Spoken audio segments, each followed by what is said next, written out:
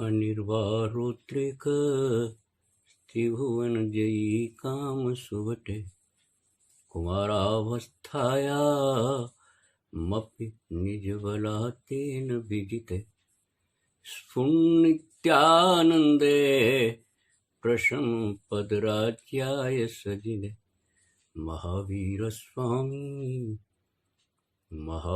स्वामी नयन पथगामी भवतु मे। भगवान महावीर के चरणों में उनके एक गुण का, उनकी एक विजय का, उनकी एक जीत का, जिन्होंने काम पर विजय पाई और प्रशम पद प्राप्त किया, ऐसे भगवान महावीर मेरे नयन पथगामी बने। इस मंगलाचरण के साथ आज 10 धर्म के 5वें दिन उत्तम सत्य कुछ चर्चा कर रहे हैं। पिछले दिनों उत्तम क्षमा, उत्तम मार्दव, उत्तम आर्जव, उत्तम शौच की बात की और उस धर्म में निरूपित होने के लिए, उस धर्म में अपने आप को समाहित करने के लिए या अपने स्वभाव को प्राप्त करने के लिए हमने जो बाधाएं थीं, उन 4 कषायों की चर्चा की। क्रोध, मान, माया, लोभ, ये 4 कषाय हैं जैन दर्शन में मूल रूप से। और इनकी जो क्षमता है, जिसको अभी की भाषा में कह सकते हैं मारक क्षमता है, हर कषाय की, अनंतानुबंधी कषाय की मारक क्षमता बहुत है। अब प्रत्याख्यान के ग्रेड में हो तो उससे कम है, प्रत्याख्यान के ग्रेड में हो तो उससे कम है, और संतुलन की मारक क्षमता बहुत कम है, जिसका उदाहरण आचार्यों ने दिया है कि जैसे पानी में लकीर स्थायी नहीं रहती। और अनंतानुबंधी के बारे में कहा कि नहीं, पत्थर पे लकीर यानी वो बहुत दिनों तक रहती है। बड़े बारीक वर्गीकरण किए जैन आचार्यों ने। अनंतानुबंधी, अप्रत्याख्यान, प्रत्याख्यान और संतुलन, इन कषायों का समझ के साथ निस्तरण हो तो मेरे स्वभाव का विस्तरण यानी विस्तार हो। स्वाभाविक सिद्धांत है। इसके अलावा जैन दर्शन में जो छोटी छोटी कषाय हैं, जिनको नो कषाय कहते हैं, ईशत कषाय कहते हैं, वो और हैं जिनको छोटा मोटा सपोर्ट मिलता है, समर्थन मिलता है इन्हीं कषायों से। मैं ये बात सिर्फ इसलिए कह रहा हूँ कि फौरन थोड़ी आप जान लें कि जैन दर्शन वस्तुतः है क्या, किन सिद्धांतों पर आधारित है। तो उसमें जो नो कषाय हैं यानी अल्प कषाय हैं, वो हास्य है, खेद है, रति है, अरति है। जानते हैं आप हास्य क्या होता है, खेद क्या होता है, रति स्नेह क्या होता है, उपेक्षा भाव, आरती क्या है, जुगुप्सा घृणा करना किसी से, भय, सब परिचित हैं आप। और स्त्री वेद, पुरुष वेद, नपुंसक वेद, इस तरह की जो भावनाएं हैं, स्त्री वेद, स्त्री की भावना आना, पुरुष की भावना आना, या नपुंसक की, ओहे लिंगी की भावना आना, ये सब नो कषाय में है और संयोग से 9 ही हैं। तो 4 कषाय हो गई, क्रोध, मान, माया, लोभ, और उनकी जो क्षमता है मारक क्षमता। उनकी क्षमता मतलब कोई पॉजिटिव क्षमता नहीं है, जो आपका घात करती है,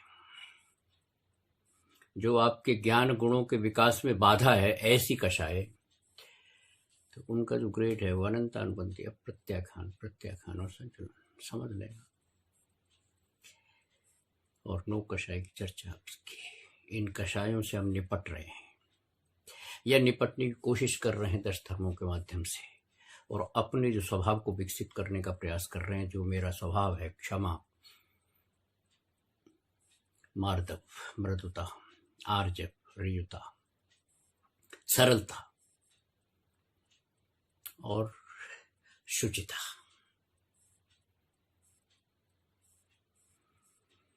उत्तम क्षमा के आड़े आता है क्रोध, उत्तम मार्दव के आड़े आता है मान अभिमान,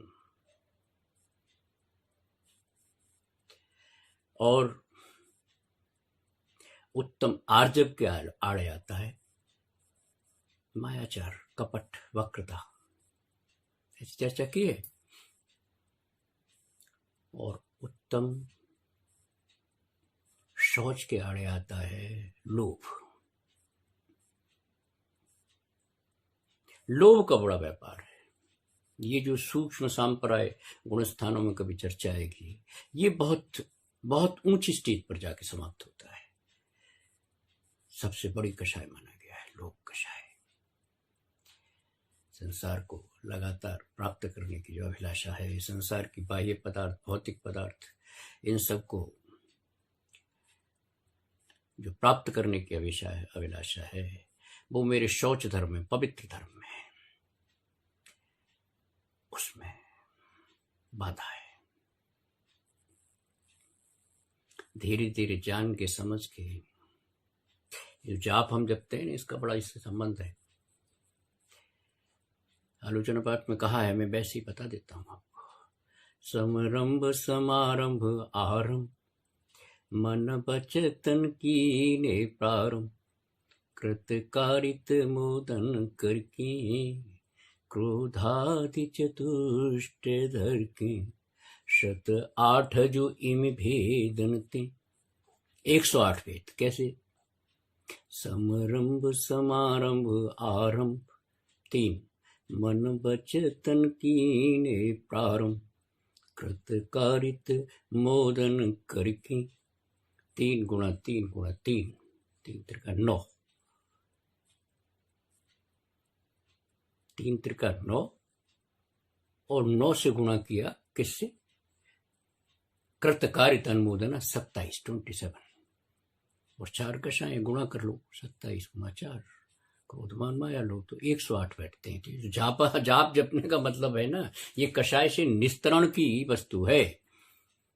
इनको रिपीट मत करना कि भाई ये खैर। तो 100 मैंने चलते चलते आपको बताया अभी फौरी तौर पे कि जो हम माला जपते हैं, तो उसकी दार्शनिक विवेचना क्या हो सकती है। बहुत से लोगों ने बहुत कुछ किया, बहुत अलग अलग से की होगी, लेकिन ये बनता है आलोचना पाठ के मुताबिक। तो ख्याल रखना, जब भी जाप जपें तो कषायों का ध्यान रखना। वैसे ध्यान रखने का मतलब ये नहीं है कि आप उसको कोई, लेकिन ध्यान रखना है कि कषाय मेरे सुख स्वभाव में बाधा है। और आज चर्चा हो रही है उत्तम सत्य की। कैसे निर्धारण करें कि सत्य क्या है? आमतौर की भाषा में, आम चार जो भाषा है वो वचन पर आधारित है कि मृषा मत बोलो, झूठ मत बोलो, सत्य वचन बोलो और उसका पालन करो। ये बहुत फौरी संसार की परिभाषा है, अच्छा है, उससे एक नैतिक बल पैदा होता है, वो आत्मबल ही है। लेकिन सत्य की दर्शन में बड़ी विशद व्याख्या है।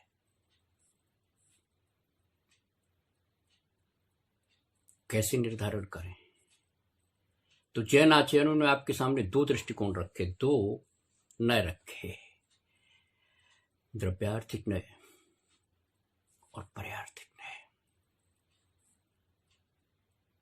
निर्णय आपने करना है कि कौन से नय से आप सोच रहे हैं।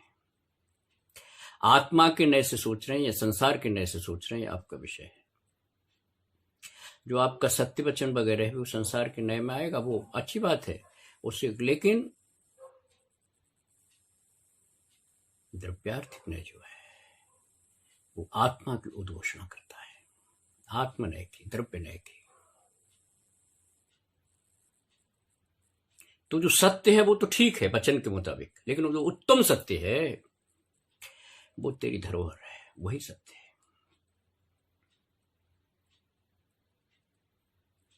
कबीरदास जी का एक दोहा बड़ा मशहूर है, प्रसिद्ध है, हम लोग 5वीं पढ़ते थे, आपने भी पढ़ा होगा। सांच बराबर तप नहीं, झूठ बराबर पाप, और जाके हृदय सांच है ताके हृदय आप। जाके हृदय सांच है, तो यहां जो बात है, यहां वचन की बात कहीं नहीं नजर आ रही। पहुंचे होंगे कबीर भी, सब लोग पहुंचते हैं, क्योंकि आत्मा तो गायक स्वभाव भी है, कोई भी हो उससे क्या फर्क पड़ता है, उसका नाम क्या है, उसका किस कुल में है, वो कबीर पहुंचे। तो उन्होंने दो बड़े पर्टिकुलर शब्द इस्तेमाल किए, वो स्वाभाविक तौर पे हुए, क्योंकि उस वक्त कोई ऐसी नहीं थी, बड़ी स्वसंवेदन से चीजें पैदा होती थी, कोई निर्मित नहीं होती थी कि उसकी तैयारी, उसमें ये अलंकार लगना चाहिए, उसमें ये छंद लगना चाहिए, बड़ी स्वाभाविक अभिव्यक्ति थी। तो उन्होंने कहा अगर तपस्या की कोई परिभाषा करना है तो सांच के बराबर कोई तपस्या नहीं है, सत्य के बराबर कोई तपस्या नहीं है। अगर दूसरे शब्दों में कहें और अच्छे शब्दों में कहें तो आत्म स्वीकृति से बड़ा कोई तप नहीं। पहले स्वीकृत कर अपने अस्तित्व को, अपने आत्म, तो सांच बराबर तप नहीं। अगर तप की कोई परिभाषा हो सकती है तो बहुत सी परिभाषाएं बनती हैं, काय क्लेश को लेके और उसको लेके, इसको लेके बनती हैं, लोग कहते भी हैं, लेकिन तप की जो अंतिम परिभाषा हो सकती है वो सिर्फ इसलिए वो यही हो सकती है कि आत्मा की स्वीकृति के बराबर तप नहीं है। क्योंकि ये मानने में, हमें बड़े शब्दों में तो हम कह सकते हैं, लेकिन मानने में बड़ी दिक्कत होती है। क्योंकि मैं कभी शरीर को मान लेता हूं, कभी संसार को मान लेता हूं, ये मेरा है, यही है आत्मा, ऐसा है, हमारी भावनाओं में आता है। और आमतौर पर व्यवहार में तो यही चल रहा है, कहीं आत्मा की खबर नहीं है, कहीं उसकी सुध नहीं है, अपनी ही सुध नहीं है, यह यूं कह लीजिए। तो जब हम उत्तम सत्य का निर्धारण करेंगे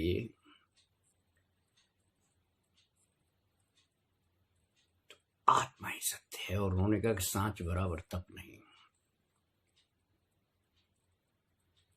और झूठ बराबर पाप। उन्होंने पुण्य की बात नहीं की, सांच बराबर पुण्य नहीं, ये कह सकते थे, उनकी तो खड़ी बोली थी, कोई जरूरत नहीं थी कि पुण्य ही लिखना था, पुण्य लिख लेते। झूठ बराबर पाप।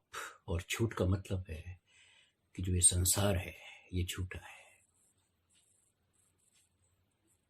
ये माया है, ये मात्र आभास है। वेदांत दर्शन ने कहा मात्र आभास है।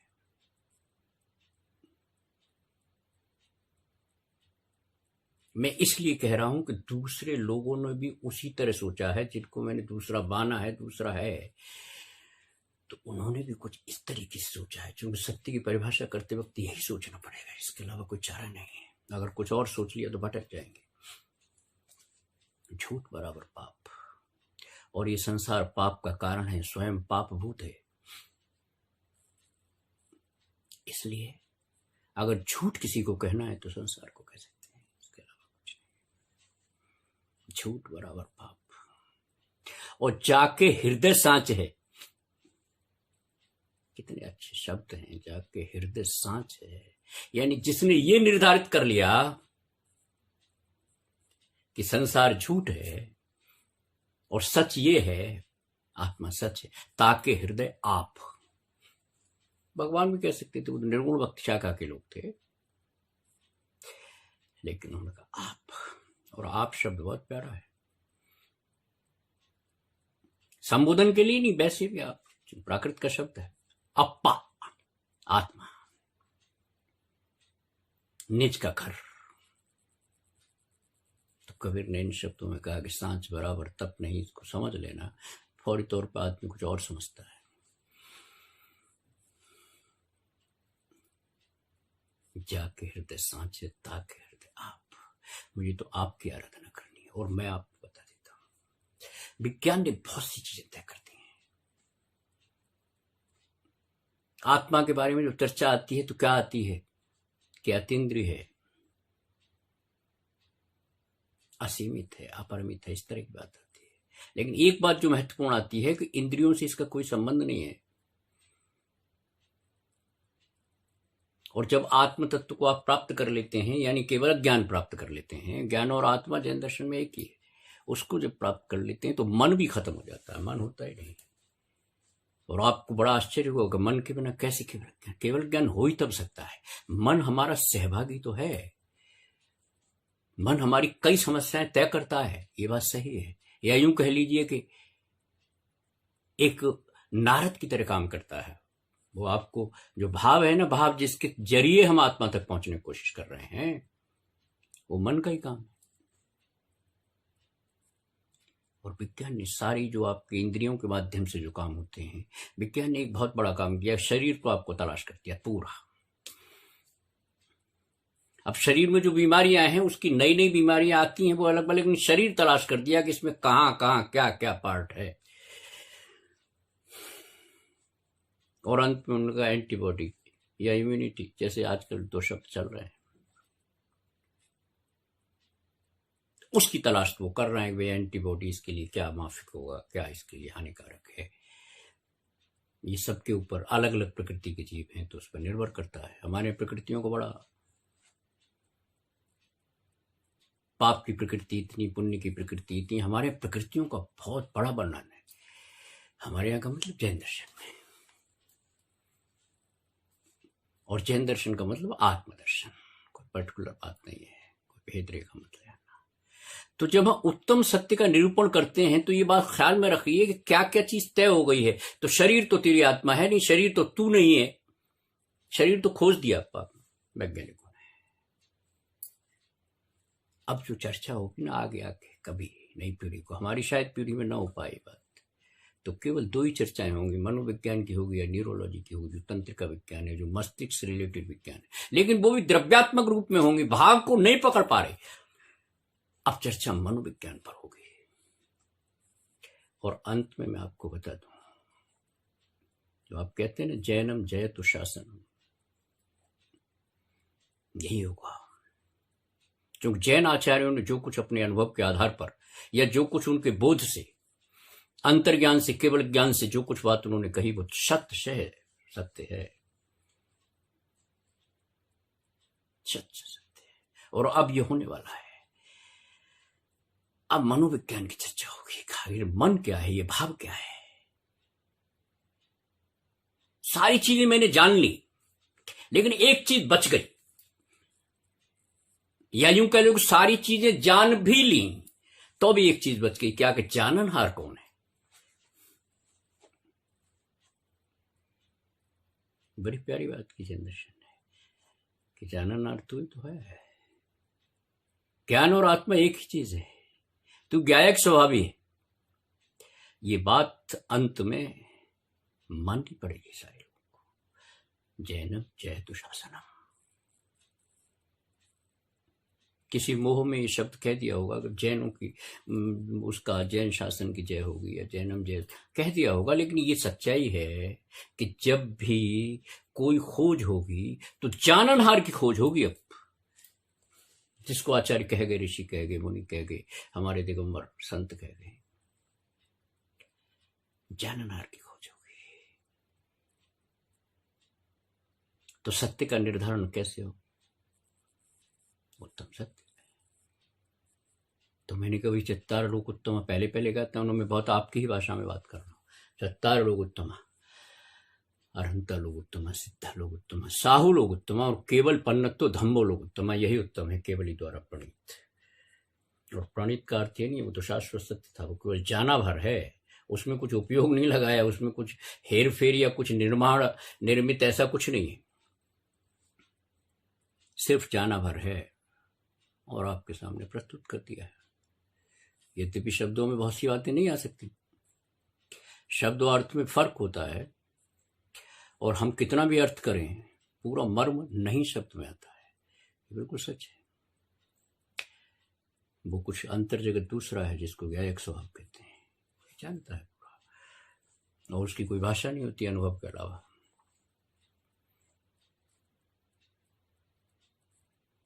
तो जब उत्तम सत्य का निर्णय करेंगे तो हम चलो ऐसे बात कर, उनकी आज्ञा से मान लेते हैं। अभी हमारा अनुभव तो है नहीं, न उस प्रयोगशाला में है, न उस अनुभवशाला में है, ये सच है। 14 गुण स्थानों की जो चर्चा होती है, उसमें 7वें गुण स्थान से लेकर 10वें गुण स्थान तक, 11वें गुण स्थान तक आप जाते हैं, लेकिन उसमें भी एक आड़ लगा दी कि उपशम श्रेणी में अगर जाते हैं तो 11वें से 7वें में फिर आ जाएंगे आप। हम उठ के गिरे, गिर के उठे, उठ के चले भी, पर दूरी मंजिल तुझ पर असर नहीं होता। ये सत्य को जानने की प्रक्रिया है, ये ऐसी नहीं है। हम उठ के गिरे और गिर के उठे और उठ के चले भी, पर दूरी मंजिल तुझ पे असर नहीं होता।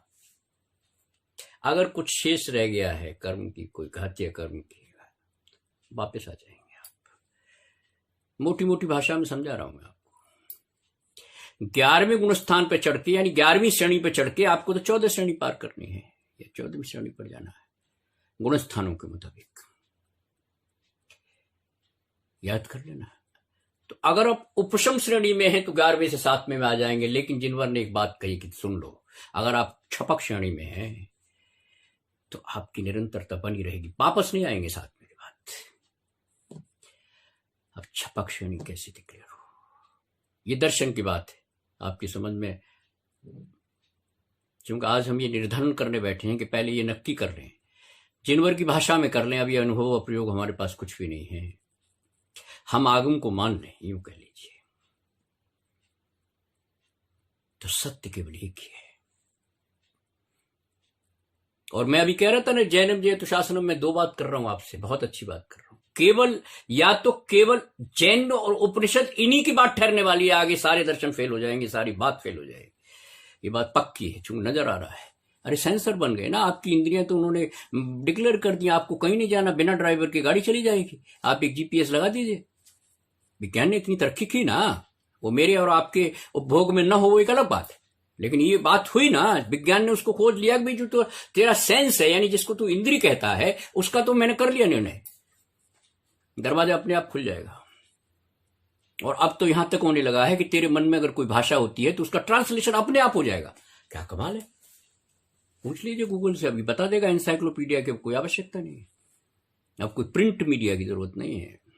इतनी तरक्की हुई, मस्तिष्क की पूरी नकल कर ली। जो स्मृति तेरी विस्मृत हो गई थी वो जो कहते हैं उन्होंने इस वर्ण कोश में डाल दिया। बड़ी तरक्की हुई।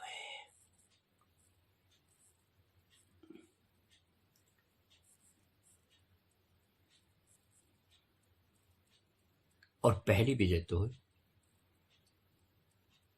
कि उन्होंने कहा कि आत्मा थी, इसका इंद्रिय से कोई संबंध नहीं।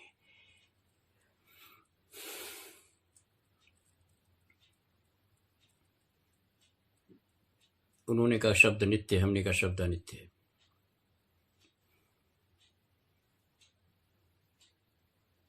स्टोर किया जा सकता है, हो गया,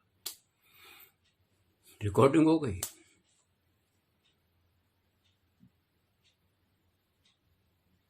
और हम हजारों साल तक एक चक्कर में रहे कि जिसको कहते हैं ना कि ये परंपरा, ये क्या पौरोहित थे, ये जो गतिविधियां, इनमें हम बड़े मशगूल रहे। और इसने पर्दे बहुत डाले। हम सत्य तक पहुंचे तो तब जब उसकी खोज में लगे। उन्होंने कह दिया, मैंने मान लिया, ये करोगे तो ऐसा हो जाएगा, ये करोगे तो ऐसा हो जाएगा। मैं बार बार एक ही बात कहता हूं कि मूल मंत्र है कि हर द्रव्य का परिणमन स्वतंत्र है। मूल मंत्र है जैन फिलॉसफी का। जब भी कोई चीज तय होगी, निर्धारण होगा, तो इसी आधार पर होगा, हर द्रव्य का परिणमन स्वतंत्र है। जितनी वैज्ञानिक, जिसके प्रति बड़ा आकर्षण होता है, जितनी वैज्ञानिक खोज होंगी वो इसी आधार पर होंगी। शरीर विज्ञान तो उन्होंने समूचा खोज लिया लगभग। अब शरीर में जो विकृतियां आती हैं उसके लिए वो विभिन्न मेडिसिन हैं, विभिन्न पैथियास खरीद रहे हैं, कोई बात नहीं, लेकिन शरीर का कोना कोना ढूंढ लिया उन्होंने।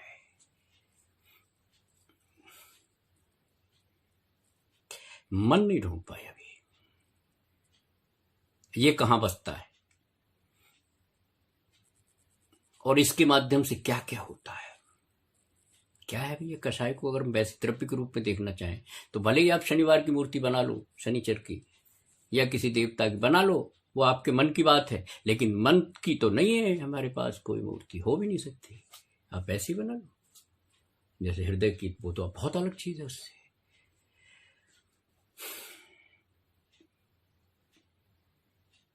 तो तो इन तमाम चीजों को मैं इसलिए कह रहा हूं कि जैनम जय तो विजय आपकी हो रही है, उस आधार पर, उस अनुभवी की बात ये मान लो कि सत्य केवल आत्मा है, जो कि ज्ञान आत्मा है, जो कि ज्ञायक स्वभावी है, वही सत्य है और इसके अलावा कोई सत्य नहीं। ब्रह्म सत्यम जगत मिथ्या, वेदांत ने कहा। वेदांत में भी द्वैतवाद और अद्वैतवाद लिखना, अद्वैतवाद ने कहा कि नहीं, कुछ है ही नहीं माया, ये संसार नहीं है, सब बकवास, आभास है, छोड़िए आप इसको।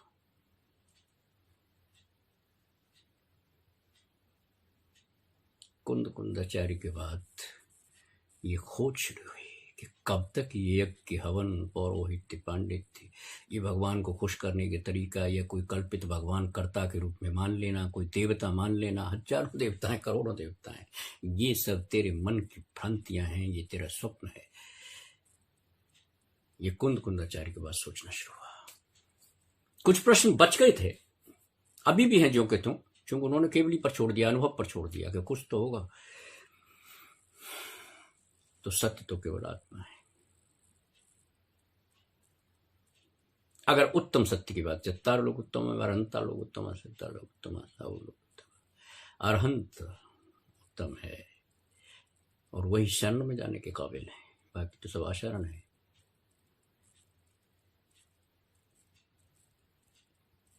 यहां हमारे यहां समक्ष की थ्योरी नहीं है, आमने सामने की थ्योरी नहीं है। यहां तो केवल और केवल साथ की थ्योरी है, स्व की थ्योरी है। यहां पर का कोई मतलब नहीं है, पर भाव भी हमारे लिए है। और हम निरंतर अगर ये कहते रहेंगे हम अरहंत की शरण में, तब भी आप मुश्किल में पड़ जाएंगे। यह शरण केवल अपनी है, केवल अपनी है, वो तो माध्यम है, उनके माध्यम से मैं पहुंचूंगा, बस इतना सीढ़ी है।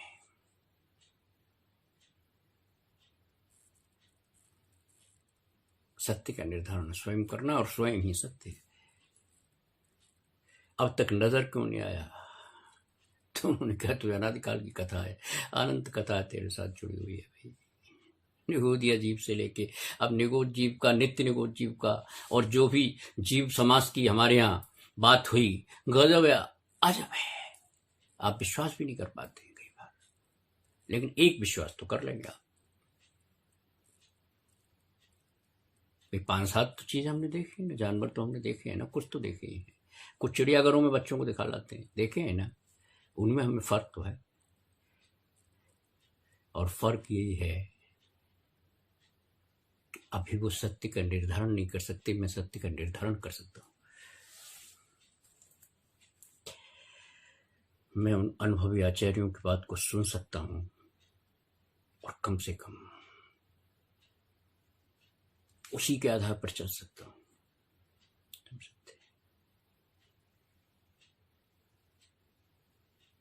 वचन सत्य में तो बहुत सी बातें आ जाती हैं कि भैया सत्य बोलो, किसी के साथ धोखा मत करो, जो कुछ कहो वचन निभाओ।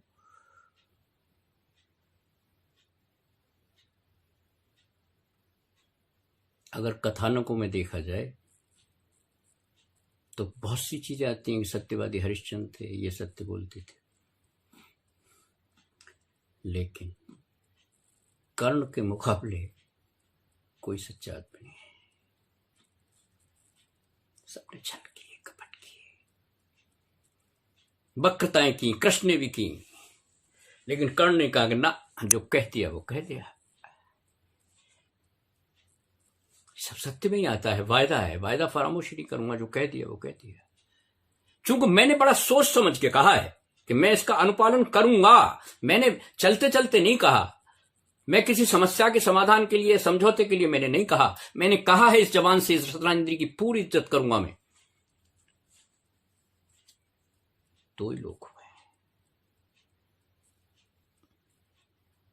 अगर योद्धा देखना है तो बाहुबली को, मैं किसी बाहुबली की बात नहीं कर रहा हूं, बड़ी गजब की बातें की।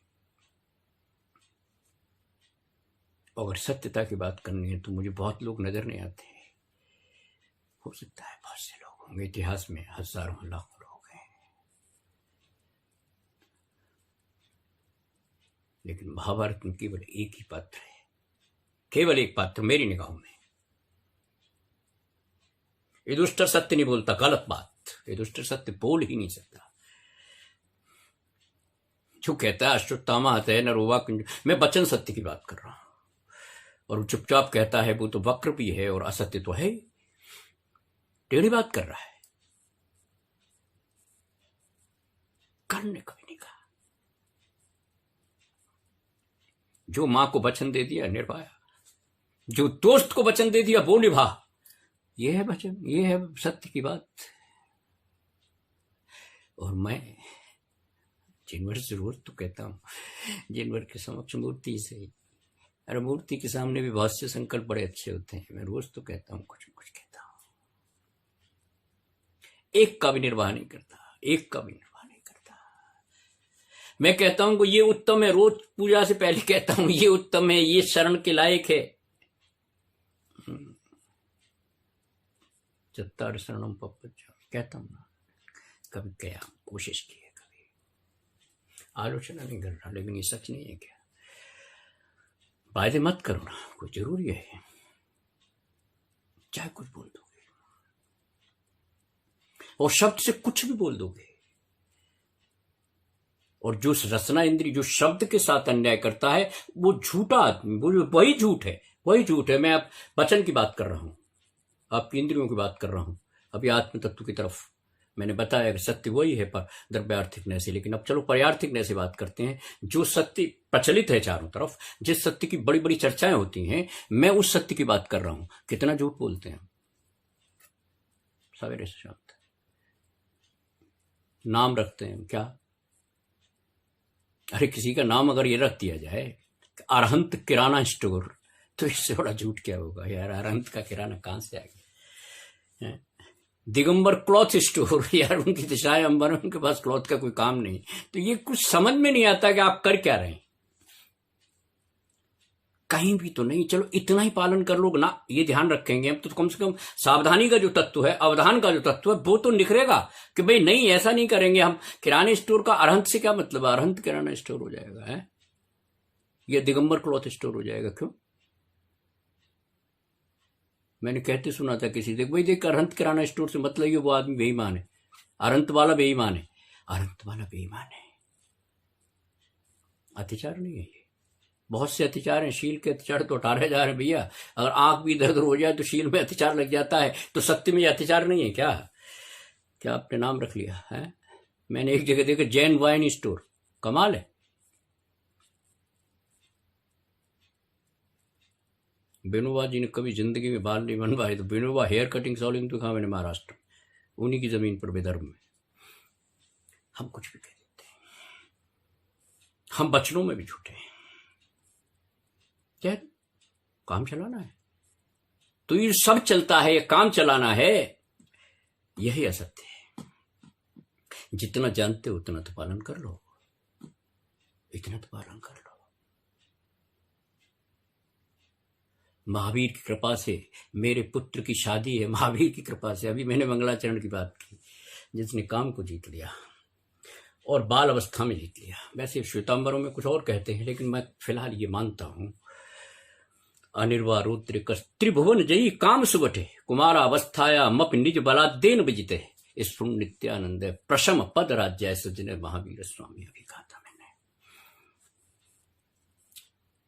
उस महावीर के नाम पर, महावीर की कृपा से या वर्धमान की कृपा से मेरे पुत्र का प्रणय संस्कार हो रहा है। आप आइए, बड़ी अच्छी बात, कोई बात नहीं, व्यवहार है। लेकिन महावीर की कहां से कृपा आ गई इसमें? कहां से आ गई महावीर की कृपा? तो खाली ये बात कर लेना कि देखो मैं केवल सच बोलता हूं। अरे तू सच बोलता तो कोर्ट में ये नहीं कहलवाना पड़ता कि मैं जो कुछ कहूंगा सच कहूंगा। तू सच बोलता ही नहीं, कोर्ट को विश्वास नहीं है, तू सच नहीं बोलता। इसलिए कसम खिलाई थी और कसम भी तोड़ी गई। सारे सांसद कसम ही तो तोड़ रहे हैं, तो कसम तोड़ना क्या असत्य नहीं है? उसको छोड़ दो जो तुलसी ने कहा और कबीर ने कहा, उसको छोड़ दो। वो तो आपकी बात है, अप्पा की बात है। जिस अप्पा की शरण में मैं जाना चाहता हूं, उस अप्पा की बात है, वही सत्य। अब उसके कहा कि भाई ऐसा है, सत्य बोलो लेकिन प्रिय बोलो। ठीक है, सत्य प्रिय ही होगा, इसमें शक क्या है? अगर सत्य का सब जगह साम्राज्य हो जाए तो सत्य तो प्रिय होगा, अप्रिय तो होगा ही नहीं। अब तुझे अलग से क्या कहने की जरूरत है कि भैया तू प्रिय बोल। ऐसा ना हो कि किसी की, कई बार कई घटनाएं आती हैं कि सत्य बोलने से बड़ी गलत परिभाषा की किसी के इंसान यहाँ ये मत बताना वो मत बताना। अरे उपगुण अंग में आता है वो भाई, इसमें कहाँ आता है कि वो उसने असत्य बोल दिया। उपगुण में आता है कि बिल्कुल रक्षार्थ कोई बात होगी और ऐसी कुछ बात होगी जिसमें असत्य का पाप नहीं लगेगा। ये थोड़ा विवेक से भी सोचना चाहिए, थोड़ा प्रज्ञा से भी सोचना चाहिए। बहुत से बना दिए उसने। मितभाषिता बड़ी अच्छी बात है, कम बोलना चाहिए। उसमें जो ज्यादा बोलेंगे उसमें भी सत्य का अतिचार लग जाएगा। ठीक बात है, बिल्कुल बारीक बात है, सूक्ष्म बात है। लेकिन ये जो दुनिया भर के काम आप करते हो, 16 संस्कार कहते हैं वैदिक संस्कृति में, यद्यपि हमारे से उसका कोई लेना देना नहीं, लेकिन जो भी है चल पड़ा है, कुछ मिक्स हो गई है संस्कृतियां। 16 के 16 संस्कार में तो हम झूठ बोलते हैं। बोलो, मृत्यु हो गई, कोई लेना देना तो है नहीं, चला गया। अब हम कितनी बिरदावली बखानते हैं।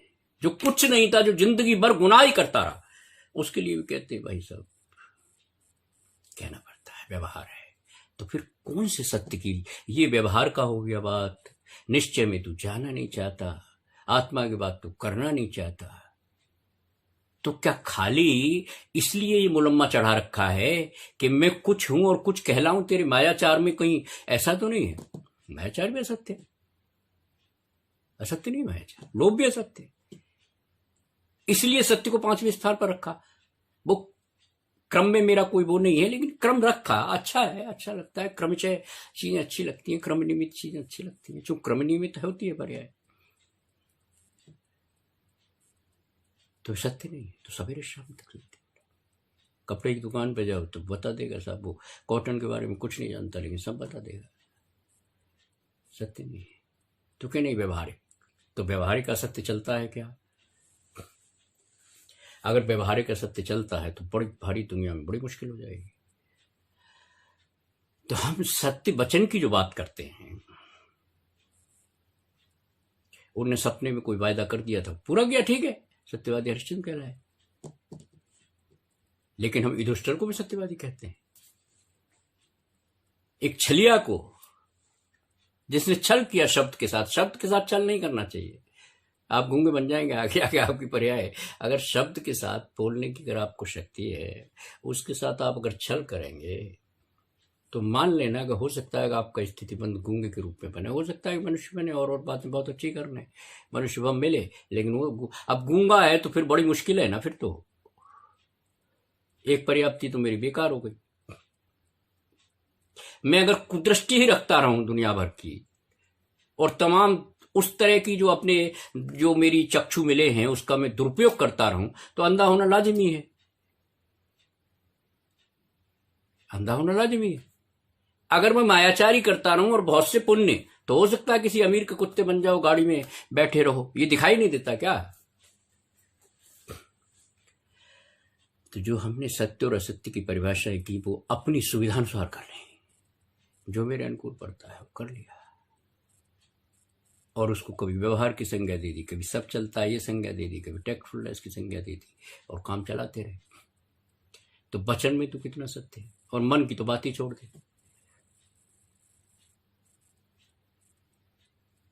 दुनिया भर की ये जो हम प्रपंच रचते हैं, तो मैंने आपको बताया कि भाई नाम में भी हम ये कर देते हैं। जो अपनी फर्म के नाम रखेंगे उसमें भी बीर ऑफ फ्रेग्रेंस, मेरे मित्र है, कोई आरोप नहीं लगा रहा मैं, लेकिन ये बीर ऑफ फ्रेग्रेंस है, ये सिंथेटिक जो है बीर ऑफ फ्रेग्रेंस है, इत्र भी तो नहीं है ये। तो बीर का नाम क्यों बदनाम कर रहे हैं? बीर के तो बड़े ना अच्छे अच्छे नाम थे। सन्मति, जिसके ऊपर से अगर विद्याधर मुनि गुजर जाए, उन्होंने ही नाम रखा था सन्मति, तो उनकी शंका का समाधान हो जाता है। ऐसे जीव के नाम पर आप रख रहे हैं फ्रेग्रेंस। दुनिया भर के सिंथेटिक केमिकल का काम है। कोई आरोप नहीं, व्यवहार की बात है, लेकिन सच्ची बात तो है नहीं। ध्यान रखें ना आप इस बात का, अपनी जो सावधानी है उसको एकाग्र करें ना। ये कौन सा, तो कम से कम व्यवहार में यही तो रखे कि ना, अरे बहुत सी चीजें हैं, उस व्यापार से संबंधित ही नाम रख लो। चर्चा कोई महत्वपूर्ण नहीं है उत्तम सत्य धर्म में, ये चर्चा कोई महत्वपूर्ण नहीं है। लेकिन मैं आपसे कहता हूं कि आप अगर छोटी छोटी चीजों का भी पालन नहीं करेंगे तो फिर तो आत्मधर्म तक पहुंच जाना तो बहुत मुश्किल बात है। वीर की बात तो आप नहीं समझ पाएंगे।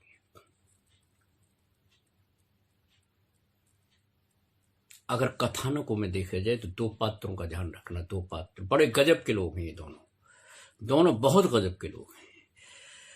महाभारत में अगर आपको जाए तो आपको कर्ण से बड़ा कोई कैरेक्टर नहीं। देखना, एक एक बात देखना। सच्चा आदमी, उसकी आंखों में रोशनी है, सच्चा आदमी है। तो कभी अनुकरण करने की बात आए ना, ये जो कुप्रचार कभी कभी होता है ना, ये भी असत्य है, ये भी असत्य है, असत्य नहीं है। ये राहु केतु की बात करने वाले जो मान लीजिए कोई चैनल है, पारस चैनल, नीचे हर समस्या के समाधान के लिए, ये सत्य नहीं है, असत्य नहीं है क्या? हम निरंतर असत्य की बात कर रहे हैं। स्तुतियों में हम इतनी बात कर जाते हैं, पूरी की पूरी असत्य नहीं है। स्तुतियों में कितनी असत्य बात भरी पड़ी है, स्तुतियों में है। द्रौपदी को चीर बढ़ाए, वो गलत है, ये सही है क्या? और हम रोज पढ़ते हैं। तो निर्धारण तो आपने करना है और यहीं से अभ्यास शुरू होगा। और कम से कम छोड़ो, आप जो कुछ चल रहा है वो तो चल ही रहा है, निज से तो शुरू कर कि मैं नहीं बात करूंगा ये वाली, मैं लाइन इसको हटा दूंगा, पढ़ूंगा। आलोचना बड़ी अच्छी चीज है, मेरे गुनाहों का प्रायश्चित होता है। मुस्लिम संस्कृति में तौबा होता है, ठीक है, अच्छी बात है, कन्फेशन है, सभी संस्कृतियों ने माना है उसको, कन्फेशन है। और कन्फेशन तभी होगा जब मैं अपनी मानूंगा कि भाई मैंने पाप किया है, आलोचना की है, या कुछ ऐसा किया है जो कि मतलब खिलाफ है, आत्मा के खिलाफ है, आत्मधर्म का खिलाफ है, ऐसा किया है। तो सारे व्यवहार में भी तो हम असत्य हैं, सारे व्यवहार में टोटल, और बात करते हैं सत्यता की। कमाल है। अनेकांत गदारी कुछ ऐसा कहने लगे, अनेकांत है ना, अनेकांत ठीक है, पॉइंट अलग अलग कॉम्प्लेक्सिटी है, इसलिए उन्होंने कहा कि भाई चलो ऐसा है। लेकिन वो किसके लिए अनेकांत था मालूम है? स्यादवाद, नयवाद और अनेकांत किस लिए था? ये संसार के लिए नहीं था। कुछ आत्मा के बारे में अड़चने आती थी, कुछ कर्म के बारे में अड़चने आती थी, और मुझे मंजिल पर पहुंचना था, ये उसके लिए थे। हर जगह नहीं लगते ये, और हर जगह लगाए भी नहीं जा सकते। ये बड़ी चर्चा के विषय थे, जो बड़ी चर्चा थी, मेरी अपनी चर्चा थी। मुझे मुक्त और संसारी के बीच में जब भेद करना होता था, जब भेद विज्ञान की बात करनी होती थी, क्या मेरा पर है और क्या स्व है, तब ये बातें लगती थी। इसलिए लगती थी कि भाई तू शिकार है अपने पूर्व कर्मों का, इसलिए औदैहिक भाव होते हैं ना, इसलिए बातें थी। ये हर चीज पे नहीं लगती है कि भाई हम तो शादवादी हैं, नयवादी हैं। नयवाद बड़ा भारी रहस्य, ऐसा कुछ नहीं है भैया, सीधी सी बात है कि आप भी जानते हो, मैं भी जानता हूं। और जिस व्यवहार की बात आप कर रहे हो, और जो कबीर और ये सब बोल बाल के कहते हैं कि सत्य बोलना चाहिए, सत्य का अनुव्रत है, सत्यानुव्रत है, ठीक है, लेकिन वो सत्य है क्या? अरे गांधी के दो ही सिद्धांत थे, सत्य और अहिंसा। जो बात कहूंगा सत्य कहूंगा। जो बात आप करते हैं कि भाई तेरे किसी वचन से किसी की हिंसा न हो जाए, तो उन्होंने कहा मैं अहिंसा को साथ मिलाता हूं, सत्य के बिना अहिंसा नहीं, अहिंसा के बिना सत्य नहीं, सच है। और अहिंसा का अर्थ कोई मारना पीटना भी नहीं था, वो तो बहुत बड़ी बात है। वो तो किसी को अगर चोट भी, अगर मानसिक चोट भी पहुंची है, वो ये हिंसा है, वो भी हिंसा है। संकल्प हिंसा हमारे यहाँ हिंसा के बड़ा बारीक रूप है। हिंसा का अर्थ ये नहीं था, खाली ये नहीं था, हिंसा का अर्थ नहीं था। तो जब आप असत्य बोलते हैं तो आप हिंसा करते हैं, पक्की बात। शब्द की हिंसा करते हैं, व्यवहार की हिंसा करते हैं, किसी को गलत सिद्धांत बताते हैं, और वो सारी जिंदगी सिद्धांतों पर चलता रहे, तो क्या होगा? एक चोर को फांसी लगी, चोरी की सजा फांसी नहीं है, कुछ और भी कर दिया हो उसने चोरी के साथ, या चोर अपने मंतव्य पूर्वक कोई मर्डर कर दिया हो। उससे पूछा गया भाई तेरी अंतिम इच्छा क्या है? तो उसने कहा मैं अपनी मां से मिलना चाहता हूं। बड़ी नेचुरल बात है, बड़ी प्यारी बात है कि अपराधी अपनी मां से मिलना चाहता है। फौरन उसकी इच्छा पूरी गई। तो माँ से कहा कि माँ इधर आओ, मैं तुम्हें कुछ कान में कहना चाहता हूँ। हाँ तो माँ है। अच्छी बात नहीं है, ध्यान रखना इस बात का, लेकिन बात बताता हूं कि कुछ लोग क्या मतलब किस तरीके से चीजों को आगे बढ़ाते हैं ताकि समाज में एक चीज, एक प्रेरणा, चेतना, एक समाज में एक दिशा तय हो। तो उस लड़के ने जिसको फांसी की सजा होने पर क्या, अंतिम में उसकी अभिलाषा बहुत सी हो सकती थी। उसने मां से कहा कि भाई जरा कान पास में लाओ, मुझे कान बात करनी है। अलाउ कर दिया, कोई दिक्कत नहीं होता है। उसने अपने पूरी ताकत लगा के उसका कान काट दिया माँ का। अच्छी बात नहीं है। क्या हुआ, क्यों हुआ, कैसे हुआ? तो उसने पूछा लोगों ने कि भैया तू एक बात बता, ये तो ठीक है तुझे फांसी चढ़ना है तो चढ़ना है, अब इसकी और तो कोई सजा हो नहीं सकती, लेकिन ये तो बता कि इसके कान क्यों काटे गए? कि मैं इसको भी सजा देना चाहता था। अगर पहली जो चोरी मैंने की थी उस वक्त ये संस्कार मेरे में पड़ जाता, या दूसरी की थी और ये मां ही कर सकती थी, उसने मौका दिया पूरा। तो जब आप किसी सिद्धांत विशेष में या अपनी सीख, जिसको आप नैतिक शिक्षा या कुछ भी कह सकते हैं, उसमें कोई सिद्धांत बिना जाने बूझे अगर पेश कर दें और उसकी निरंतर कोई अनुपालना करता रहे, क्या यह सत्य नहीं है? अनंत परिभाषाएं हो सकती हैं। अगर व्यवहार के सत्य की बात करो तो बहुत असत्य है।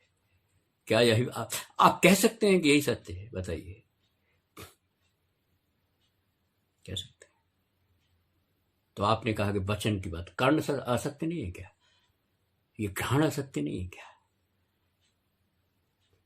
जब आप किसी को इत्र के नाम पर, खुशबू के नाम पर कृत्रिम खुशबू सुंघाते हैं,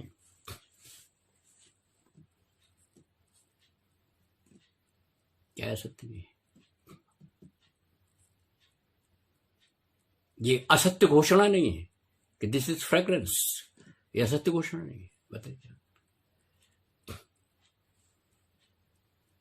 कोई स्वर्णकार, वो आप उसको ले सकते हैं चोरी में, लेकिन असत्य है ये, चूंकि असत्य और अहिंसा पर सारे सिद्धांत टिक जाएंगे।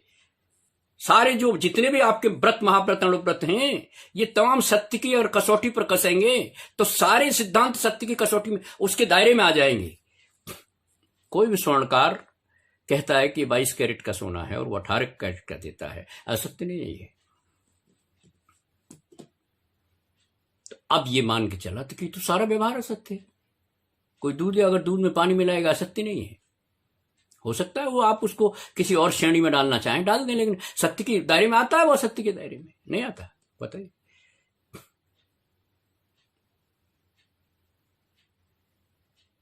ये जितने ज्योतिषी और वास्तु विशेषज्ञ जो जैनों के नाम पर घूम रहे हैं और कह रहे हैं कि ऐसा है मुनि सुब्रत सागर की, सॉरी मुनि सुब्रतनाथ की पूजा करने से तेरा राहु कट जाएगा या शनि कट, यह असत्य नहीं है।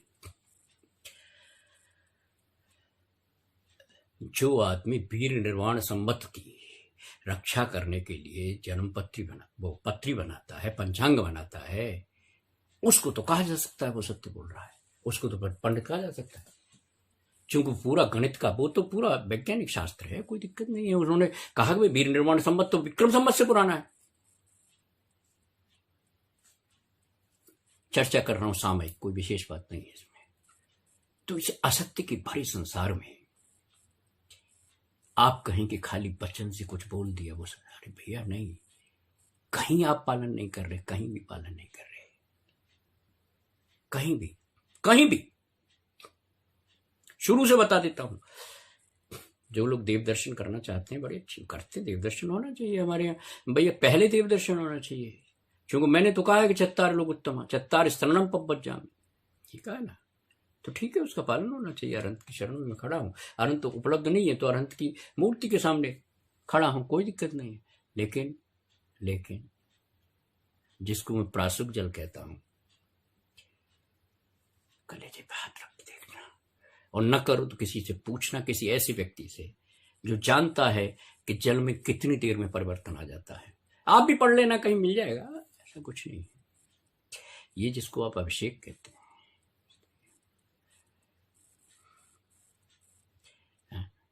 और जब आप इस तरह का प्रचार करते हैं, इससे सारे रोग खत्म हो जाएंगे। फिर तो कोई जरूरत ही नहीं है मंदिरों को बंद करने की। कोरोना की सबसे बड़ा सॉल्यूशन है। दोगले,